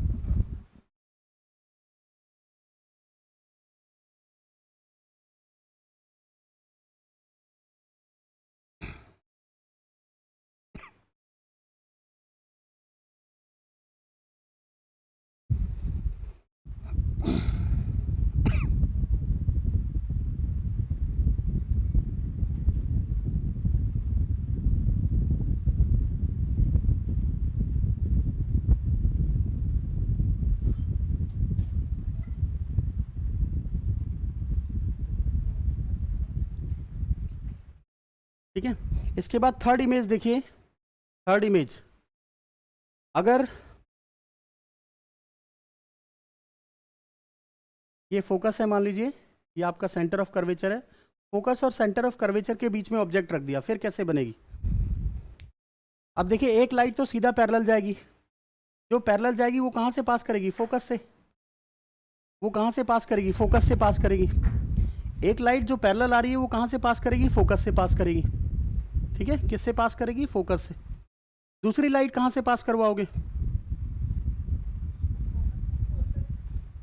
अगर मान लो फोकस से भी पास करवाओगे तो फोकस से करने के बाद ये यहां जाके कट करेगी। अब यहां जाके कट करेगी तो ऑब्जेक्ट कहां बनेगा? ठीक है, बिहाइंड सी। बिहाइंड सी, बिहाइंड सी मतलब सेंटर ऑफ कर्वेचर के पीछे। ऑब्जेक्ट का साइज क्या होगा? एनलार्ज्ड बिहाइंड सी। बिहाइंड सी होगा, एनलार्ज होगा, इन्वर्टेड होगा और रियल होगा। रियल होगा।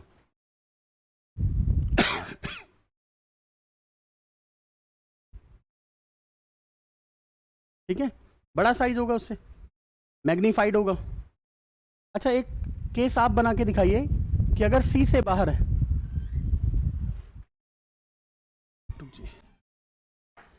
एक केस बनाइए बेटा, सी के बाद में हो अगर ऑब्जेक्ट, ऑब्जेक्ट ही सी के बाद, सेंटर ऑफ कर्वेचर के बाद में।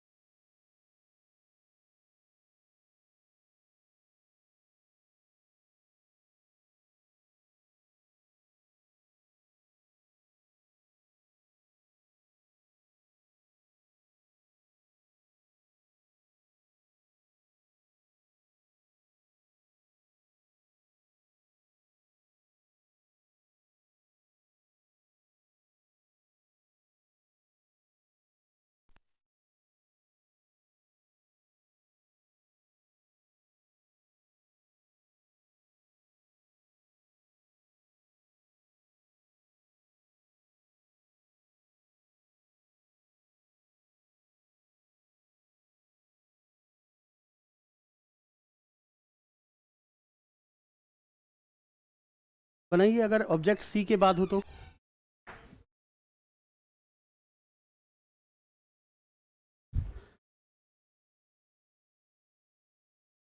देखिए अगर अगर ऑब्जेक्ट सी के बाद हो, ये एफ है मान लीजिए, ये सी है, सी के बाद ऑब्जेक्ट हो तो कैसे बनेगा? एक तो ये आएगी लाइट, एफ से गया। दूसरा,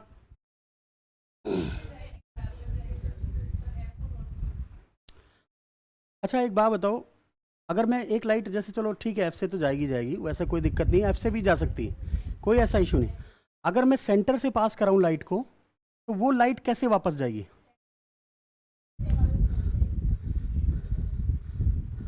अगर सेंटर से मैं पास करवाऊं किसी लाइट को तो वो कैसे जाएगी? सेंटर से ही वापस जाएगी। क्यों?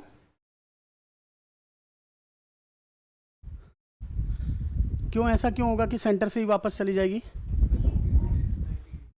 हाँ, क्योंकि एंगल ऑफ इंसिडेंस सेंटर से कोई भी चीज़ ना, कोई भी अगर मान लो ये सर्कल है और सेंटर से आप पास कराते हो किसी चीज़ को, तो सेंटर वो हमेशा उस सर्कल के उस कर्वेचर के 90 डिग्री पे होता है।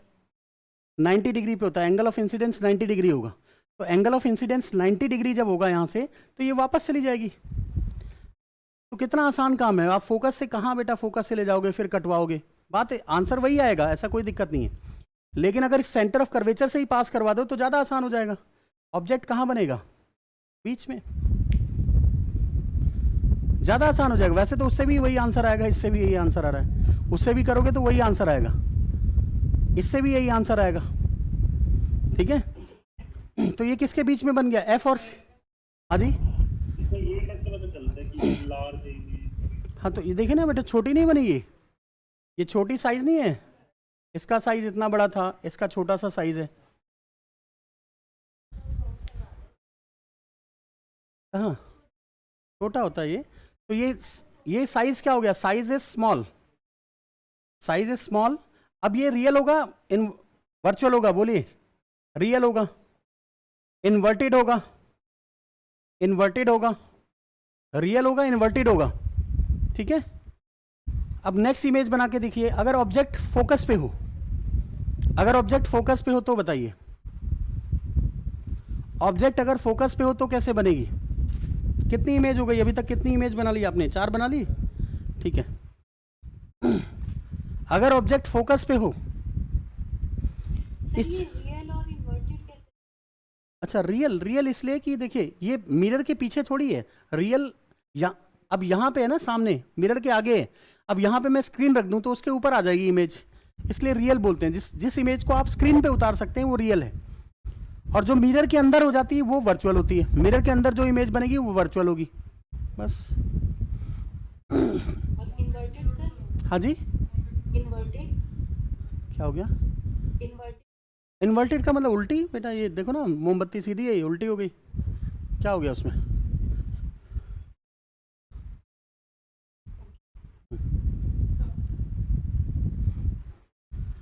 साइज इज स्मॉल, रियल होगा, इन्वर्टेड होगा, ये इसका नेचर होगा।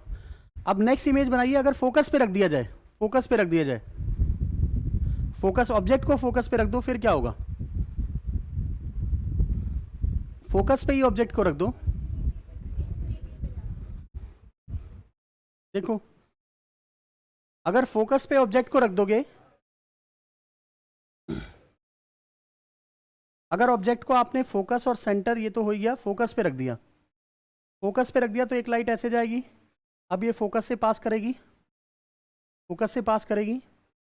ठीक है, इसके बाद देखिए इससे, अगर मैं इससे एक लाइट पास करवाता हूँ ऐसे सेंटर ऑफ कर्वेचर से, तो ये लाइट पीछे की तरफ ऐसे जाएगी, यहाँ टकराएगी, फिर वापस आ जाएगी, फिर इसी डायरेक्शन में ये पैरेलल ऐसे चलती जाएंगी, दोनों पैरेलल जाएंगी, एकदम एकदम पैरेलल। मतलब इमेज कहाँ बनेगी? इन्फिनिटी पे बनेगी, इन्फिनिटी पे बनेगी, एनलार्ज बनेगी, एनलार्ज बनेगी। वर्चुअल क्यों बनेगी बेटा? मिरर के पीछे कहाँ बन रहा है? इस साइड बन रही है ना। इन्फिनिटी पे लगा देना स्क्रीन जो लगानी है आपको। ठीक है, तो एनलार्ज होगी, रियल होगी, इन्वर्टेड होगी, इन्वर्टेड होगी। इस चीज़ को ना समझ के ही आप कर सकते हैं। पेपर में सोचें कि 6 की 6 इमेज आप रट के बना पाएंगे, या रट के तो नहीं कर पाएंगे। अगर समझ में आ गया तो बहुत आसान है, कुछ भी नहीं है। ठीक है, इन्फिनिटी पे बनेगी। अब नेक्स्ट इमेज बनाइए। अगर पोल और फोकस के बीच में हो, पोल तो नहीं बोलेंगे, सेंटर ऑफ कर्वेचर, सेंटर बोलते हैं इसको, सेंटर और फोकस के बीच में है, अगर ओ और एफ के बीच में है, अगर ऑब्जेक्ट, नेक्स्ट इमेज बनाइए, अगर ओ और एफ के बीच में है तो कैसे बनेगी?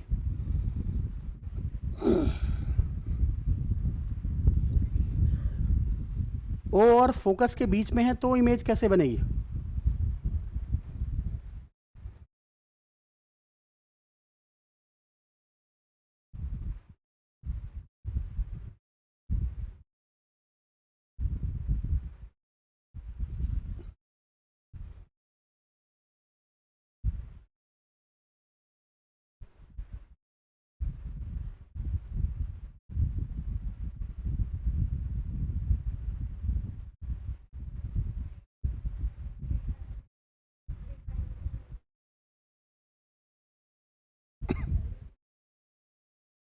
देखिए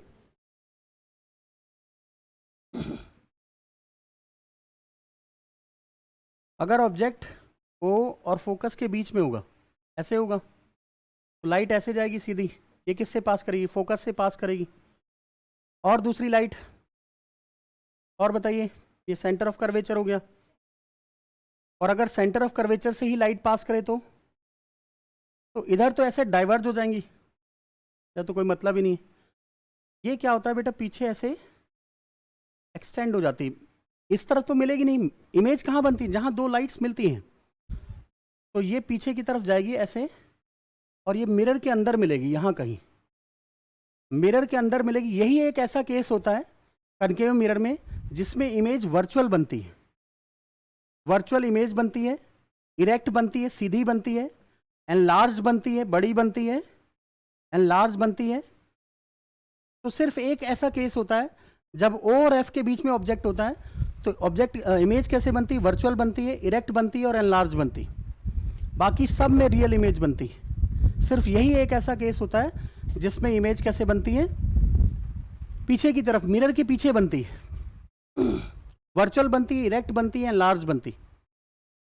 इस तरफ तो मिल ही नहीं सकती, इसी तरफ मिल सकती है। तो ये दोनों ऐसे जाती हैं अंदर की तरफ, यहां मिल जाती हैं। ठीक है, सो ये 6 केसेस हैं बेटा, 6 केसेस। एक बार बिना देखे बना के देखिए, बिना देखे बना के देखिए। 6 केसेस हैं। ये पेपर में आप सोचें कि आप रट के कर पाएंगे तो कभी नहीं कर पाएंगे।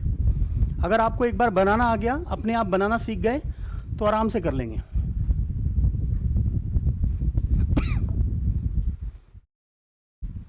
कनकेव मिरर के केस में सिर्फ एक ही केस ऐसा होता है जिसमें वर्चुअल इमेज बनती है, जब ऑब्जेक्ट, ठीक है, सेंटर और फोकस के बीच में होता है। सेंटर ऑफ कर्वेचर जो आपका सेंटर है, मतलब उसका मिरर का, या पोल बोल सकते हैं उसको, पोल और उसके बीच में।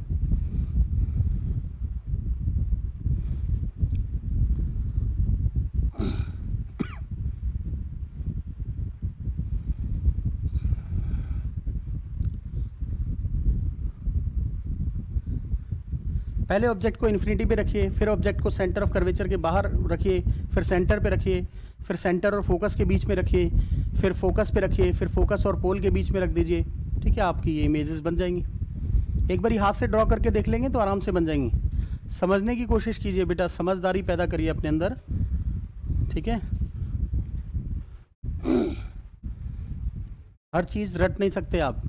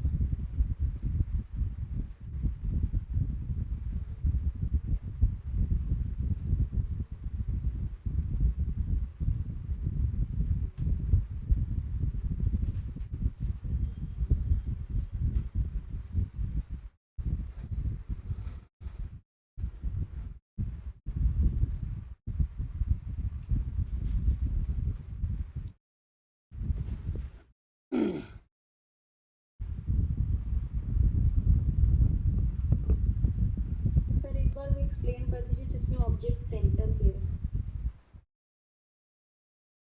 ऑब्जेक्ट सी पे, ये फोकस हो गया, ये सेंटर हो गया, यहाँ पे ऑब्जेक्ट है, एक लाइन यहाँ से ऐसे पास होगी, फिर दूसरी को मैं फोकस से पास करवा लेता हूँ। फोकस से जो पास होती है वो भी तो इसी से ऐसे पैरेलल, जो भी लाइन फोकस से पास करेगी वो पैरेलल चली जाएगी, और जो पैरेलल आएगी वो फोकस से जाएगी। तो यहाँ पे कट करेंगे तो ये बन जाएगी।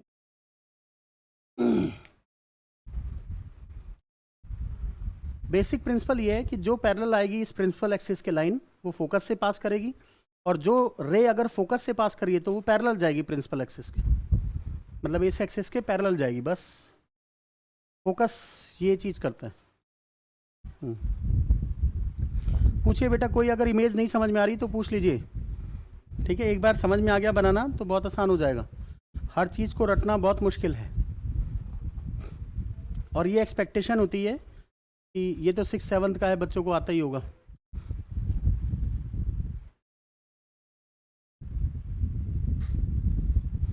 सेवन्थ 9th में रटते हैं बच्चे इसको, तो रटिए मत, समझिए, कुछ नहीं है।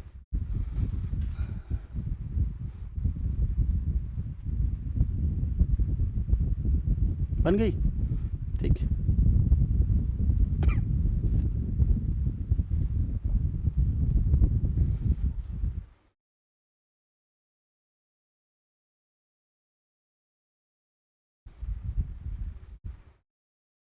अगर पोल और फोकस के बीच में रख दिया जाए तो पोल और फोकस के बीच में वर्चुअल इमेज बनती है, इरेक्ट बनती है, एनलार्ज बनती है, बिहाइंड द मिरर बनती है, ठीक है। यही एक ऐसा केस है कनकेव मिरर में जिसमें वर्चुअल इमेज बनती है, बाकी सब में रियल इमेज बनती, ठीक है, बाकी सब में रियल इमेज बनती। इसके बाद देखिए कन्वेक्स मिरर। कन्वेक्स मिरर का केस क्या होता है? कन्वेक्स मिरर ऐसे होता है, इस तरफ शेडेड होता है, इस तरफ। अब ऑब्जेक्ट को इस तरफ रखिए आप, ऑब्जेक्ट को इस तरफ रखिए आप, यहां से इमेज ना ऐसे जाएगी, सॉरी लाइट ऐसे जाएगी। अब लाइट जब ऐसे जाएगी तो देखिए इसका फोकस ना, क्योंकि सर्कल तो ऐसे ही बनेगा, अगर देखा जाए तो सर्कल तो ऐसे ही बनेगा ना, यहां फोकस होगा, इस तरफ सेंटर होगा।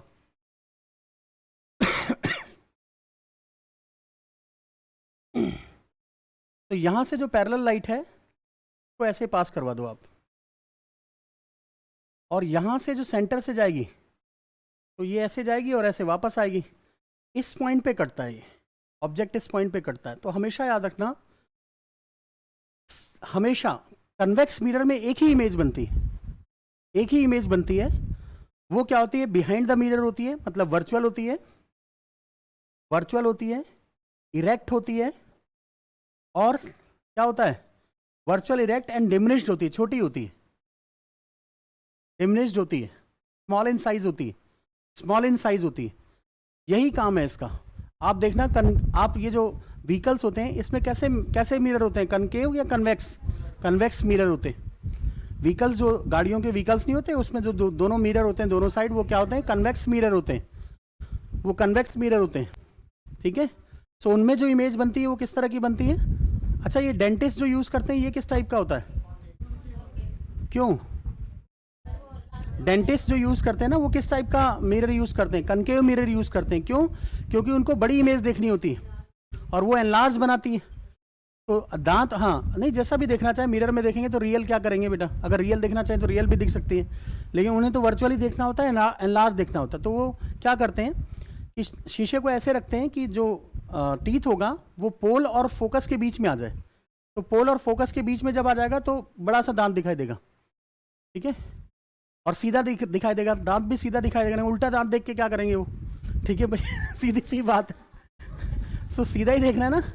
तो जो डेंटिस्ट यूज करते हैं वो किस टाइप का यूज करते हैं? कनकेव मिरर यूज करते हैं। और डेंटिस्ट कोशिश करते हैं कि जो वो आपका, आप तो जानते ही हैं बेटा, डेंटिस्ट ही है ना आप तो, हाँ जी।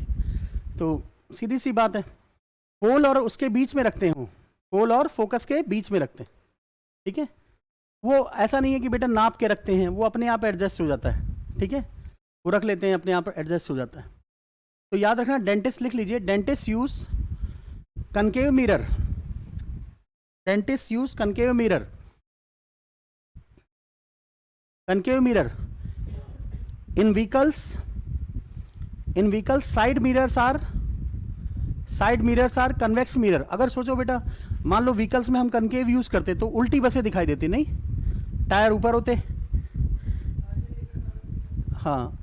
और दूसरा क्या होता है? कनकेव मिरर का जो होता है ना, कन्वेक्स मिरर का जो होता है, एरिया ऑफ व्यू बहुत ज्यादा होता है। एरिया ऑफ व्यू क्यों ज्यादा होता है? देखिए, कन्वेक्स मिरर ऐसे होता है,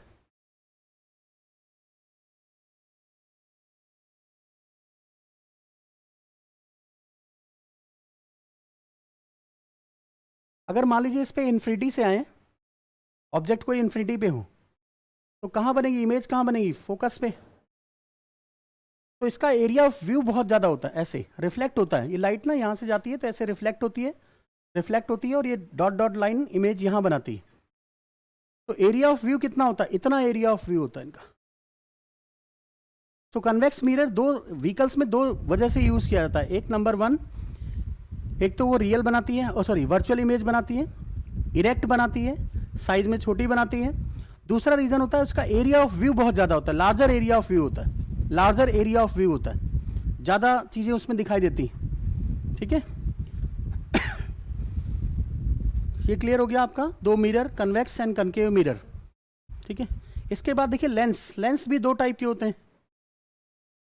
लेंस होता है एक तो कन्वेक्स लेंस इस तरह से, ये इसकी प्रिंसिपल एक्सिस होती है, ये इसका ऑप्टिकल सेंटर होता है। ठीक है, इसमें अगर इसको देखें तो बेटा इसका फोकस कुछ इधर होगा, सेंटर ऑफ कर्वेचर इधर होगा। इसका अगर बनाए तो इधर फोकस होगा, सेंटर ऑफ कर्वेचर इधर होगा। ठीक है, अब इसमें अगर देखिए लाइट, अगर ऑब्जेक्ट आपने इधर रख दिया, इन्फिनिटी पे रखा हुआ है, मान लीजिए इन्फिनिटी पे ऑब्जेक्ट रखा हुआ है, तो ये जिस फोकस पे कन्वर्ज होगा, इस फोकस को हम प्रिंसिपल फोकस बोलेंगे, क्योंकि इसमें दो फोकस होते हैं, एक इधर होता है, एक इधर होता है। तो अगर मैं ऑब्जेक्ट को इधर रख रहा हूँ, इधर से मेजर कर रहा हूँ, तो प्रिंसिपल फोकस ये होगा, और अगर मैं ऑब्जेक्ट को इधर से रखूँ तो प्रिंसिपल फोकस ये होगा। ठीक है, सीधी सी बात है। सो इसीलिए बेटा इसको, ये कन्वेक्स मिरर है, अगर कोई चीज़ इन्फिनिटी पे रखी हुई है, कन्वेक्स लेंस है, और अगर कोई चीज़ इन्फिनिटी पे रखी हुई है तो वो उसके फोकस पे आ जाती है, इसलिए कन्वर्ज कर देता है, इसलिए इसको बोलते हैं कन्वर्जिंग लेंस। कन्वेक्स लेंस को क्या बोलते हैं, कन्वर्जिंग लेंस। कभी देखना आप कन्वेक्स लेंस यूज़ करिए और एक कार्बन पेपर ले लीजिए, सनलाइट इन्फिनिटी से आ रही होती है, सनलाइट को ऐसे उसके फोकस पे डालिए, वो जल जाता है। ठीक है, जल जाता है। तो ये फोकस समझ में आ गया। ठीक है, फोकस, ये क्या है, पैरेलल लाइट्स हैं, ये दोनों क्या है, पैरेलल लाइट्स हैं, ये दोनों पैरेलल लाइट्स हैं। इन्फिनिटी से अगर ऑब्जेक्ट इन्फिनिटी पे रखा हुआ है तो कहाँ बनेगा, इसमें फोकस पे बनेगा। इसको हम कन्वर्जिंग लेंस बोलते हैं, इससे ज़्यादा की ज़रूरत नहीं होती हमें। ठीक है, कन्वर्जिंग लेंस बोला जाता है। इसके बाद अगर हम कनकेव लेंस की बात करते हैं, कनकेव लेंस ऐसे होता है, दो कनकेव मिरर हैं, इनके बीच में ये प्रिंसिपल एक्सिस, ये ऑप्टिकल सेंटर, ऑब्जेक्ट को मान लीजिए आपने यहाँ रख दिया, तो ये डाइवर्जिंग लेंस होते हैं। ये क्या होते हैं, डाइवर्जिंग लेंस होते हैं, डाइवर्जिंग लेंस। ठीक है, डाइवर्जिंग लेंस बोलते हैं इनको। ये डाइवर्ज करते हैं, लाइट को क्या करते हैं, ऐसे यहाँ से रिफ्लेक्ट, यहाँ से गई लाइट, इसको रिफ्लेक्ट बैक कर देते हैं, डाइवर्जिंग लेंस बोला जाता है, डाइवर्जिंग लेंस बोला जाता है। सो लाइट को ये डाइवर्ज कर देते हैं, डाइवर्जिंग लेंस बोलते हैं। इसके बाद देखिए, अगर फोकस, प्रिंसिपल फोकस, इसका आप अगर देखो ना, इसकी इमेज अगर देखोगे तो सीधा सा कुछ इसमें ऐसे करने की ज़रूरत नहीं है। यहाँ से एक ऐसे ऑप्टिकल सेंटर से पास कराइए, ये ऐसे जाके इस तरफ,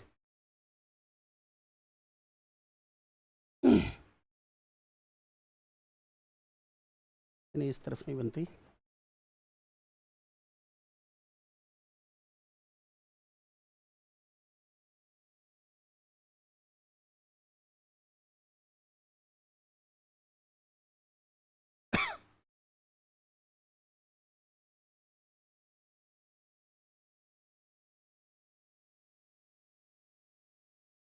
ये मान लीजिए आपने फोकस पे रख दिया, इस ऑब्जेक्ट को फोकस पे रख दिया, तो इसकी इमेज क्या बनती है, इसकी इमेज इसी साइड बनती है, इसी साइड छोटी सी इमेज बनती है। वो खैर आपको इतना याद रखने की ज़रूरत नहीं है, बस ये याद रखिए कि ये डाइवर्जिंग लेंस होता है, डाइवर्जिंग लेंस बोलते हैं।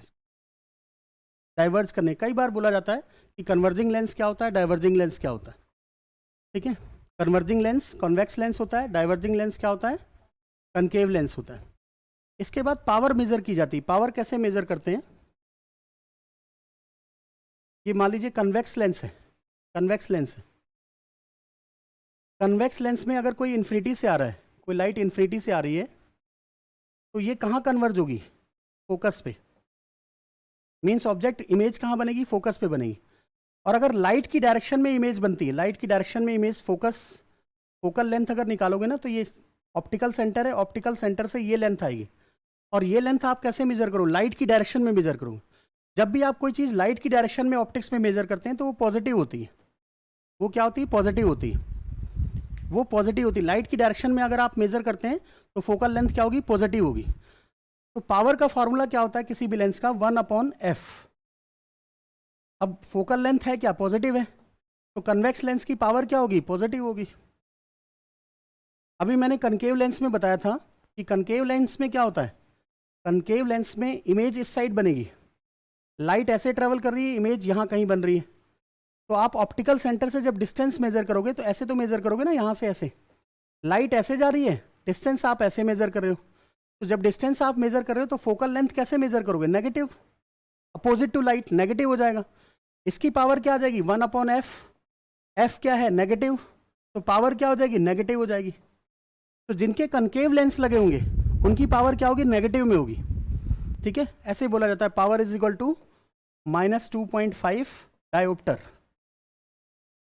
ठीक है, और जिसके ग्लासेस जो लगे होंगे वो कन्वेक्स लेंस के लगे होंगे तो वो कितना हो जाएगा, +2.5 डायोप्टर। कई बार ऐसा क्वेश्चन डायरेक्ट पूछ लेते हैं कि मान लीजिए किसी पर्सन को, ठीक है, कि पावर पॉजिटिव है तो उसको किस टाइप के लेंस लगे हैं, तो आंसर क्या होगा, कन्वेक्स लेंस। और किसी की पावर अगर नेगेटिव है तो किस टाइप के लेंस लगे हुए हैं, कनकेव लेंस। ठीक है, किस टाइप के लेंस लगे हैं, कनकेव लेंस। ठीक है, पावर निकालने का यही एक, और ये जो फोकल लेंथ होती है मीटर में मेजर की जाती, हमेशा याद रखना, focal length is always measure in metre. अगर मान लीजिए मैं ये बोलता हूँ कि किसी कन्वेक्स लेंस की जो फोकल लेंथ है वो 25 सेंटीमीटर है, इसकी आप पावर निकालिए तो पावर कितनी होगी बताइए, power is equal to 1/f। ये फोकल लेंथ किस में होनी चाहिए, मीटर में, तो ये 0.25 मीटर होगा। पॉइंट को हटाएंगे तो ऊपर 100 हो जाएगा, हाँ जी 4 आ जाएगा, 4 डायोप्टर। तो फोकल लेंथ को हमेशा मीटर में कन्वर्ट किया जाता है, अगर वो सेंटीमीटर में दिया तो पहले मीटर में कन्वर्ट करेंगे। और कन्वेक्स लेंस की हमेशा पावर क्या होती है, पॉजिटिव होती है। कनकेव लेंस की हमेशा पावर क्या होती है, नेगेटिव होती है। ठीक है, नेगेटिव होती है। ठीक है, छोटी उम्र में कौन से लेंस लगते हैं, कम उम्र में, जो कम उम्र के बच्चे होते हैं उनको बीमारी कौन सी होती है, मायोपिया। मायोपिया का मतलब क्या होता है, पास की चीज़ें दिखाई देती हैं लेकिन दूर की नहीं दिखाई देती, मायोपिक होते हैं छोटे बच्चे। ठीक है, दूर दृष्टि नहीं होती उनको, दूर का नहीं दिखाई देता, वैसे भी दूर का नहीं दिखाई देता उनको, आज का ही दिखाई देता है जीवन में भी। ठीक है, आज जो है ख़त्म करके ख़त्म करो, आगे देखा जाएगा जो होगा। तो मायोपिक होते हैं छोटे बच्चे, क्या होते हैं, मायोपिक होते हैं। कम उम्र के बच्चे क्या होते हैं, मायोपिक होते हैं। तो उनको पास का तो दिखाई देता है लेकिन दूर का नहीं दिखाई देता। और ऐसे केस में क्या करते हैं हम, कौन सा लेंस लगाते हैं, कनकेव या कन्वेक्स, कनकेव, कन्वर्ज करना होता है कनकेव। देखना कौन सा, क्या पावर है आपकी,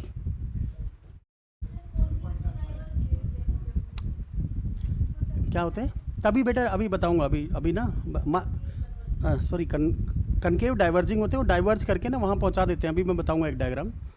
कनकेव डाइवर्जिंग होते हैं। आपका लेंस का क्या है पावर, -2.5 या कितना है, 1.75। आपका मतलब पॉजिटिव में, नेगेटिव, हाँ पॉजिटिव में है, नेगेटिव में बेटा, पॉजिटिव में कैसे हो सकते हो तुम, नेगेटिव में होगा आपका माइनस। तो जितना कम एज में रहते हैं ना बूढ़े लोगों को लगता है वो, या फिर जो ज़्यादा टीवी देखते हैं, या जो मतलब वैसे, हाँ जी +2.75 है आपका। ठीक है, तुम्हारा चेक कराया था कितना है, 1 पॉइंट, मतलब पॉजिटिव नेगेटिव, पूछा ही नहीं, हाँ नेगेटिव होगा यार, नेगेटिव होगा। ठीक है, ठीक है, पूछा ही नहीं होगा, नेगेटिव है पॉजिटिव है, मतलब क्या है आपका, पॉजिटिव है नेगेटिव है, नेगेटिव है, चलिए ठीक है। तो पावर ऐसे निकालते हैं बस, और कुछ नहीं। आपको खैर इतना फार्मूला वार्मूला कुछ नहीं पूछेगा वो, ठीक है, वो सीधा ये पूछता है कि लेंस किस टाइप का यूज़ किया जाता है। ठीक है, मायोपिया में कैसे यूज़ करते हैं, अभी वो डिजीजेस डिस्कस करते हैं। इसके बाद नेक्स्ट कॉन्सेप्ट देखिए, इंटरफेरेंस। नेक्स्ट कॉन्सेप्ट आता है interference of light. Interference of light, हाँ जी, नहीं बस हो गया, इंटरफेरेंस ऑफ लाइट। इसके बाद तो interference of light, interference of light होता क्या है कि मान लीजिए एक सोर्स है यहाँ और ये एक स्लिट है, सिंगल स्लिट,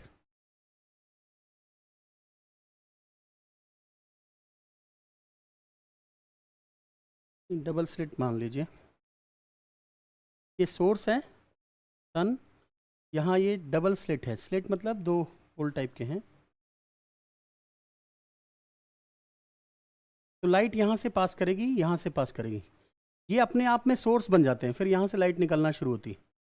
यहाँ पे मान लीजिए मैंने स्क्रीन लगा दी, स्क्रीन लगाने के बाद होता क्या है कि यहाँ पे जो लाइट आती है वो मैक्सिमम इंटेंसिटी की होती है, फिर ऐसे लाइट बेटा यहाँ पे भी जाएगी, तो एक मैक्सिमा होगा जहाँ पे लाइट मैक्सिमम होगी, एक मिनिमा होगा।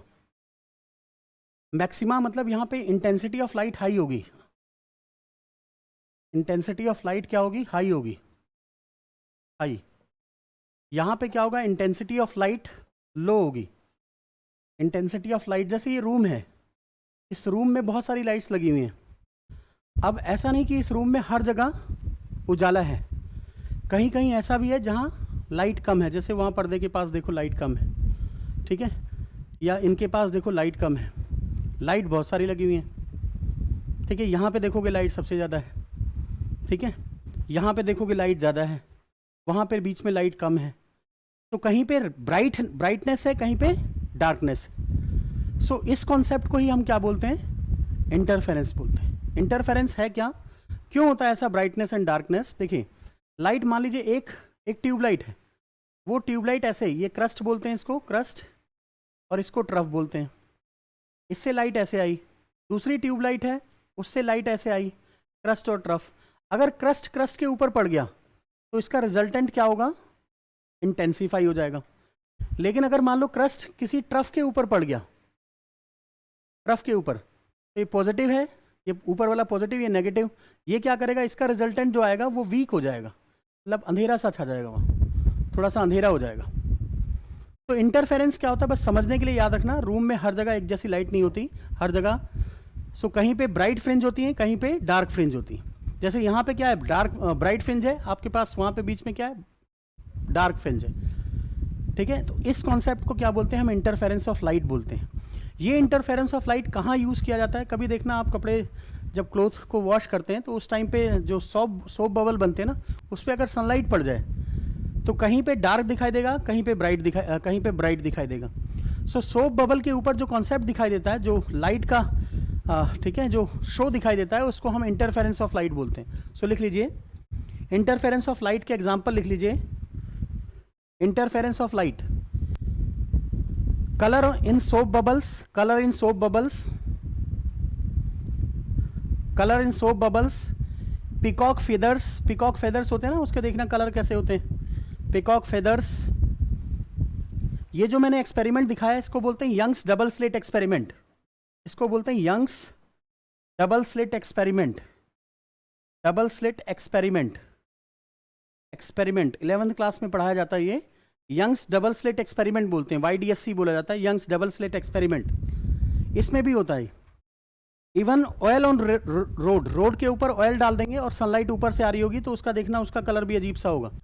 सो ऑयल ऑन रोड, उस पर भी क्या हो रहा है, इंटरफेरेंस हो रहा है, इंटरफेरेंस बोलते हैं, ठीक है, इंटरफेरेंस बोला जाता है। इसके बाद नेक्स्ट कॉन्सेप्ट आता है, ये इंटरफेरेंस ऑफ लाइट का, ये 4 एग्जाम्पल है, यही पेपर में आते हैं। इसके बाद डिफ्रैक्शन देखिए, डिफ्रैक्शन लास्ट कॉन्सेप्ट है, डिफ्रैक्शन। डिफ्रैक्शन क्या होता है, कभी आप सीडी ना, डिफ्रैक्शन देखिए, कभी आप सीडी अगर साइकिल चलाई हो आपने, तो ये पुरानी खराब सीडी नहीं हो जाती, उसको साइकिल के आगे लगा लेते थे बच्चे, गांव के बच्चे लगाते थे, पता नहीं आप लोग लगाते हैं नहीं लगाते, तो उसको सीडी को आगे लगा लेते हैं और फिर उसके बाद चलाते हैं, तो उस पर देखना जब सनलाइट पड़ती है तो ऐसे ऐसे घूमता रहता है वो, ऐसे, उसको बोलते हैं डिफ्रैक्शन, डिफ्रैक्शन। तो डिफ्रैक्शन का एक ही एग्जाम्पल है, लिख लीजिए, डिफ्रैक्शन कलर्स इन अ सीडी, कलर्स इन अ सीडी, कलर्स इन अ सीडी, कलर्स इन अ सीडी। सीडी की फुल फॉर्म क्या होती है, कॉम्पैक्ट डिस्क, ठीक है। अब इसके बाद नेक्स्ट देखिए, eye defects, next topic is eye defects, eye defects, eye defects. First defect होता है जिसको हम मायोपिया बोलते हैं, क्या बोलते हैं, myopia. First defect is myopia. Myopia में इमेज क्या होती है कि रेटिना पे बननी चाहिए, वैसे नॉर्मल केसेस में क्या होता है, इमेज कहाँ बननी चाहिए, रेटिना पे। अगर नॉर्मल केसेस में देखें तो मान लीजिए आँख है, ये यहाँ पे ऑब्जेक्ट है, तो यहाँ से ये लाइट जाएगी और इसको इमेज रेटिना पे बननी चाहिए। नॉर्मल सर्कमस्टांसेस में ऐसे होना चाहिए कि रेटिना में इमेज बननी चाहिए, लेकिन मायोपिया के केस में रेटिना में इमेज नहीं बनती, रेटिना से पहले ही बन जाती है।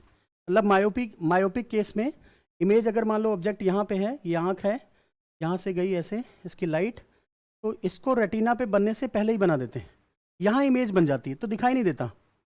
अब जब हम यहाँ पे क्या लगा देते हैं, कनकेव लेंस लगा देते हैं, तो कनकेव लेंस क्या करता है, डाइवर्ज करता है। तो इस लाइट को जैसे ही डाइवर्ज करेगा तो डाइवर्ज करने के बाद ये इमेज यहाँ बनना शुरू हो जाएगी, जहाँ पे रेटिना पे बननी चाहिए थी वहाँ पे बन जाएगी। डाइवर्ज मतलब थोड़ा सा फैला देगा, जैसे ही डाइवर्ज करेगा तो इमेज यहाँ बनना शुरू हो जाएगी, रेटिना पे जहाँ पे बननी चाहिए थी, रेटिना पे बनना शुरू हो जाएगी। ठीक है, तो इसलिए कनकेव मायोपिया के केस में क्या लिया जाता है, कनकेव लेंस यूज़ किया जाता है, कनकेव लेंस को यूज़ किया जाता है, कनकेव लेंस को यूज़ किया जाता है। दूसरी बीमारी होती है जिसको हम हाइपरमाइट्रोपिया बोलते हैं। हाइपरमाइट्रोपिया के केस में क्या होता है, हाइपरमाइट्रोपिया, हाँ जी क्या करें, मायोपिया का पास, हाँ पास की चीज़ें दिखाई देती हैं, दूर की नहीं दिखाई देती। ठीक है, नियर साइटेडनेस बोलते हैं, हाँ नियर साइटेडनेस बोलते हैं। ठीक है, हाइपरमाइट्रोपिया का मतलब फार साइटेडनेस, दूर की हाइपरमाइट्रोपिया का मतलब पास की नहीं दिखाई देती, दूर की दिखाई देती। इस केस में क्या होता है, ऑब्जेक्ट जो है ना, जैसे आँख है, ये नॉर्मल सर्कमस्टांसेस में ऑब्जेक्ट की इमेज कहाँ बनती है, रेटिना पे बनती है, रेटिना पे बनती है।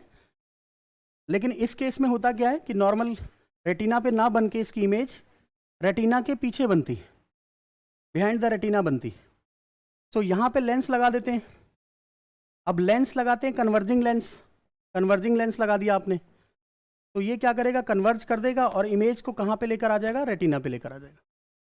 तो इसलिए कन्वेक्स लेंस, हाइपरमाइट्रोपिया के केस में क्या किया जाता है, कन्वेक्स लेंस को यूज़ किया जाता है, कन्वेक्स लेंस को यूज़ किया जाता है। मीन्स हाइपरमाइट्रोपिया के केस में पावर क्या होती है, प्लस होती है, मायोपिया के केस में पावर क्या होती है, नेगेटिव होती है।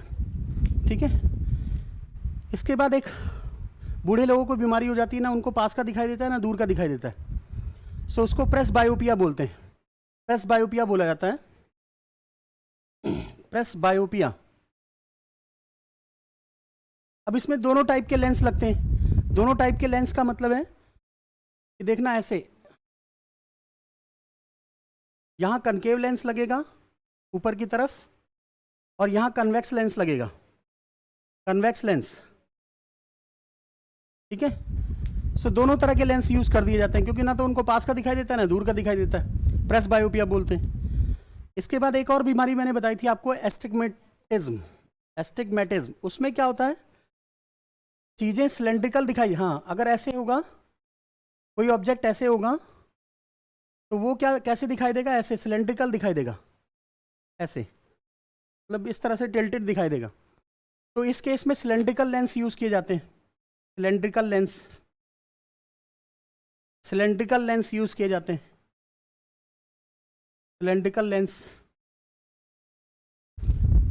माइक्रोस्कोप किस चीज़ के लिए यूज़ किया जाता है, छोटी चीज़ों को देखने के लिए, और टेलीस्कोप दूर की चीज़ों को देखने के लिए।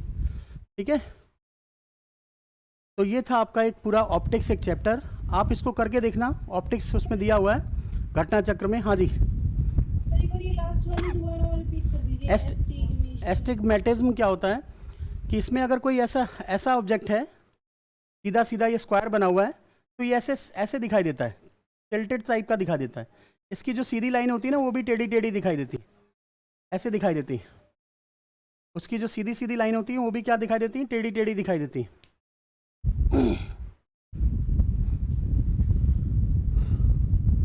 ठीक है, इसको करेक्ट करने के लिए सिलेंड्रिकल लेंस यूज़ किया जाता है, सिलेंड्रिकल लेंस। तो ये आपका एक ऑप्टिक्स चैप्टर था पूरा का पूरा, ऑप्टिक्स से रिलेटेड। इसमें घटना चक्र में क्वेश्चन दिए हुए हैं, न्यूमेरिकल वाले क्वेश्चन नहीं करने आपको, जिसमें कैलकुलेशन करनी पड़े, आपको सीधा सीधा जो ठीक है वन वर्ड क्वेश्चन है उनको करना है। ठीक है, तो ये ऑप्टिक्स आपका ख़त्म हो गया। अभी थोड़ा रेस्ट कर लीजिए, फिर उसके बाद स्टार्ट करते हैं। अच्छा, जो ये डिफेंस और ये सब दिया है, स्पेस दिया हुआ है, डिफेंस दिया हुआ है, ठीक है, इन सब चीज़ों में उतना ही पढ़ना है जितना मैं बताऊंगा, उतना आता नहीं है आपके पेपर में। ठीक है, तो जितना मैं लिखवा दूंगा क्लास में बस उतना ही पढ़ना है, उससे ज़्यादा की ज़रूरत नहीं है, क्योंकि उसमें घटना चक्र में बहुत ज़्यादा दिया हुआ है। तो उतना बेटा आपको ना याद करने की ज़रूरत है ना ज़रूरत है, वो तो IAS के हिसाब से लिखा हुआ है, ठीक है। और IAS में भी उतने की ज़रूरत नहीं पड़ती, IAS में भी उतना क्वेश्चन नहीं आते, और उतना बेटा डिटेल पूरी हिस्ट्री, स्पेस की पूरी हिस्ट्री दे रखी है। अब उतनी पूरी हिस्ट्री आपसे कोई नहीं पूछेगा, आपसे तो ये पूछेगा ठीक है पहला बंदा स्पेस में कौन चला गया, ठीक है, मून पे पहला बंदा कौन गया, इंडिया का कौन था, ठीक है, इस तरह के क्वेश्चन पूछेगा, पहली सैटेलाइट कौन सी थी, इस तरह के क्वेश्चन पूछेगा आपसे। ये सब थोड़ी पूछे हिस्ट्री लिखो उसकी पूरी, तो वो सब नहीं, ठीक है। जितना अभी करवा देंगे उतना ही आपको उसको याद कर लेना है और उतने ही क्वेश्चन प्रैक्टिस कर लेने हैं, ठीक है। चलिए ठीक है, अभी थोड़ी देर बाद मिलते हैं। Thank you.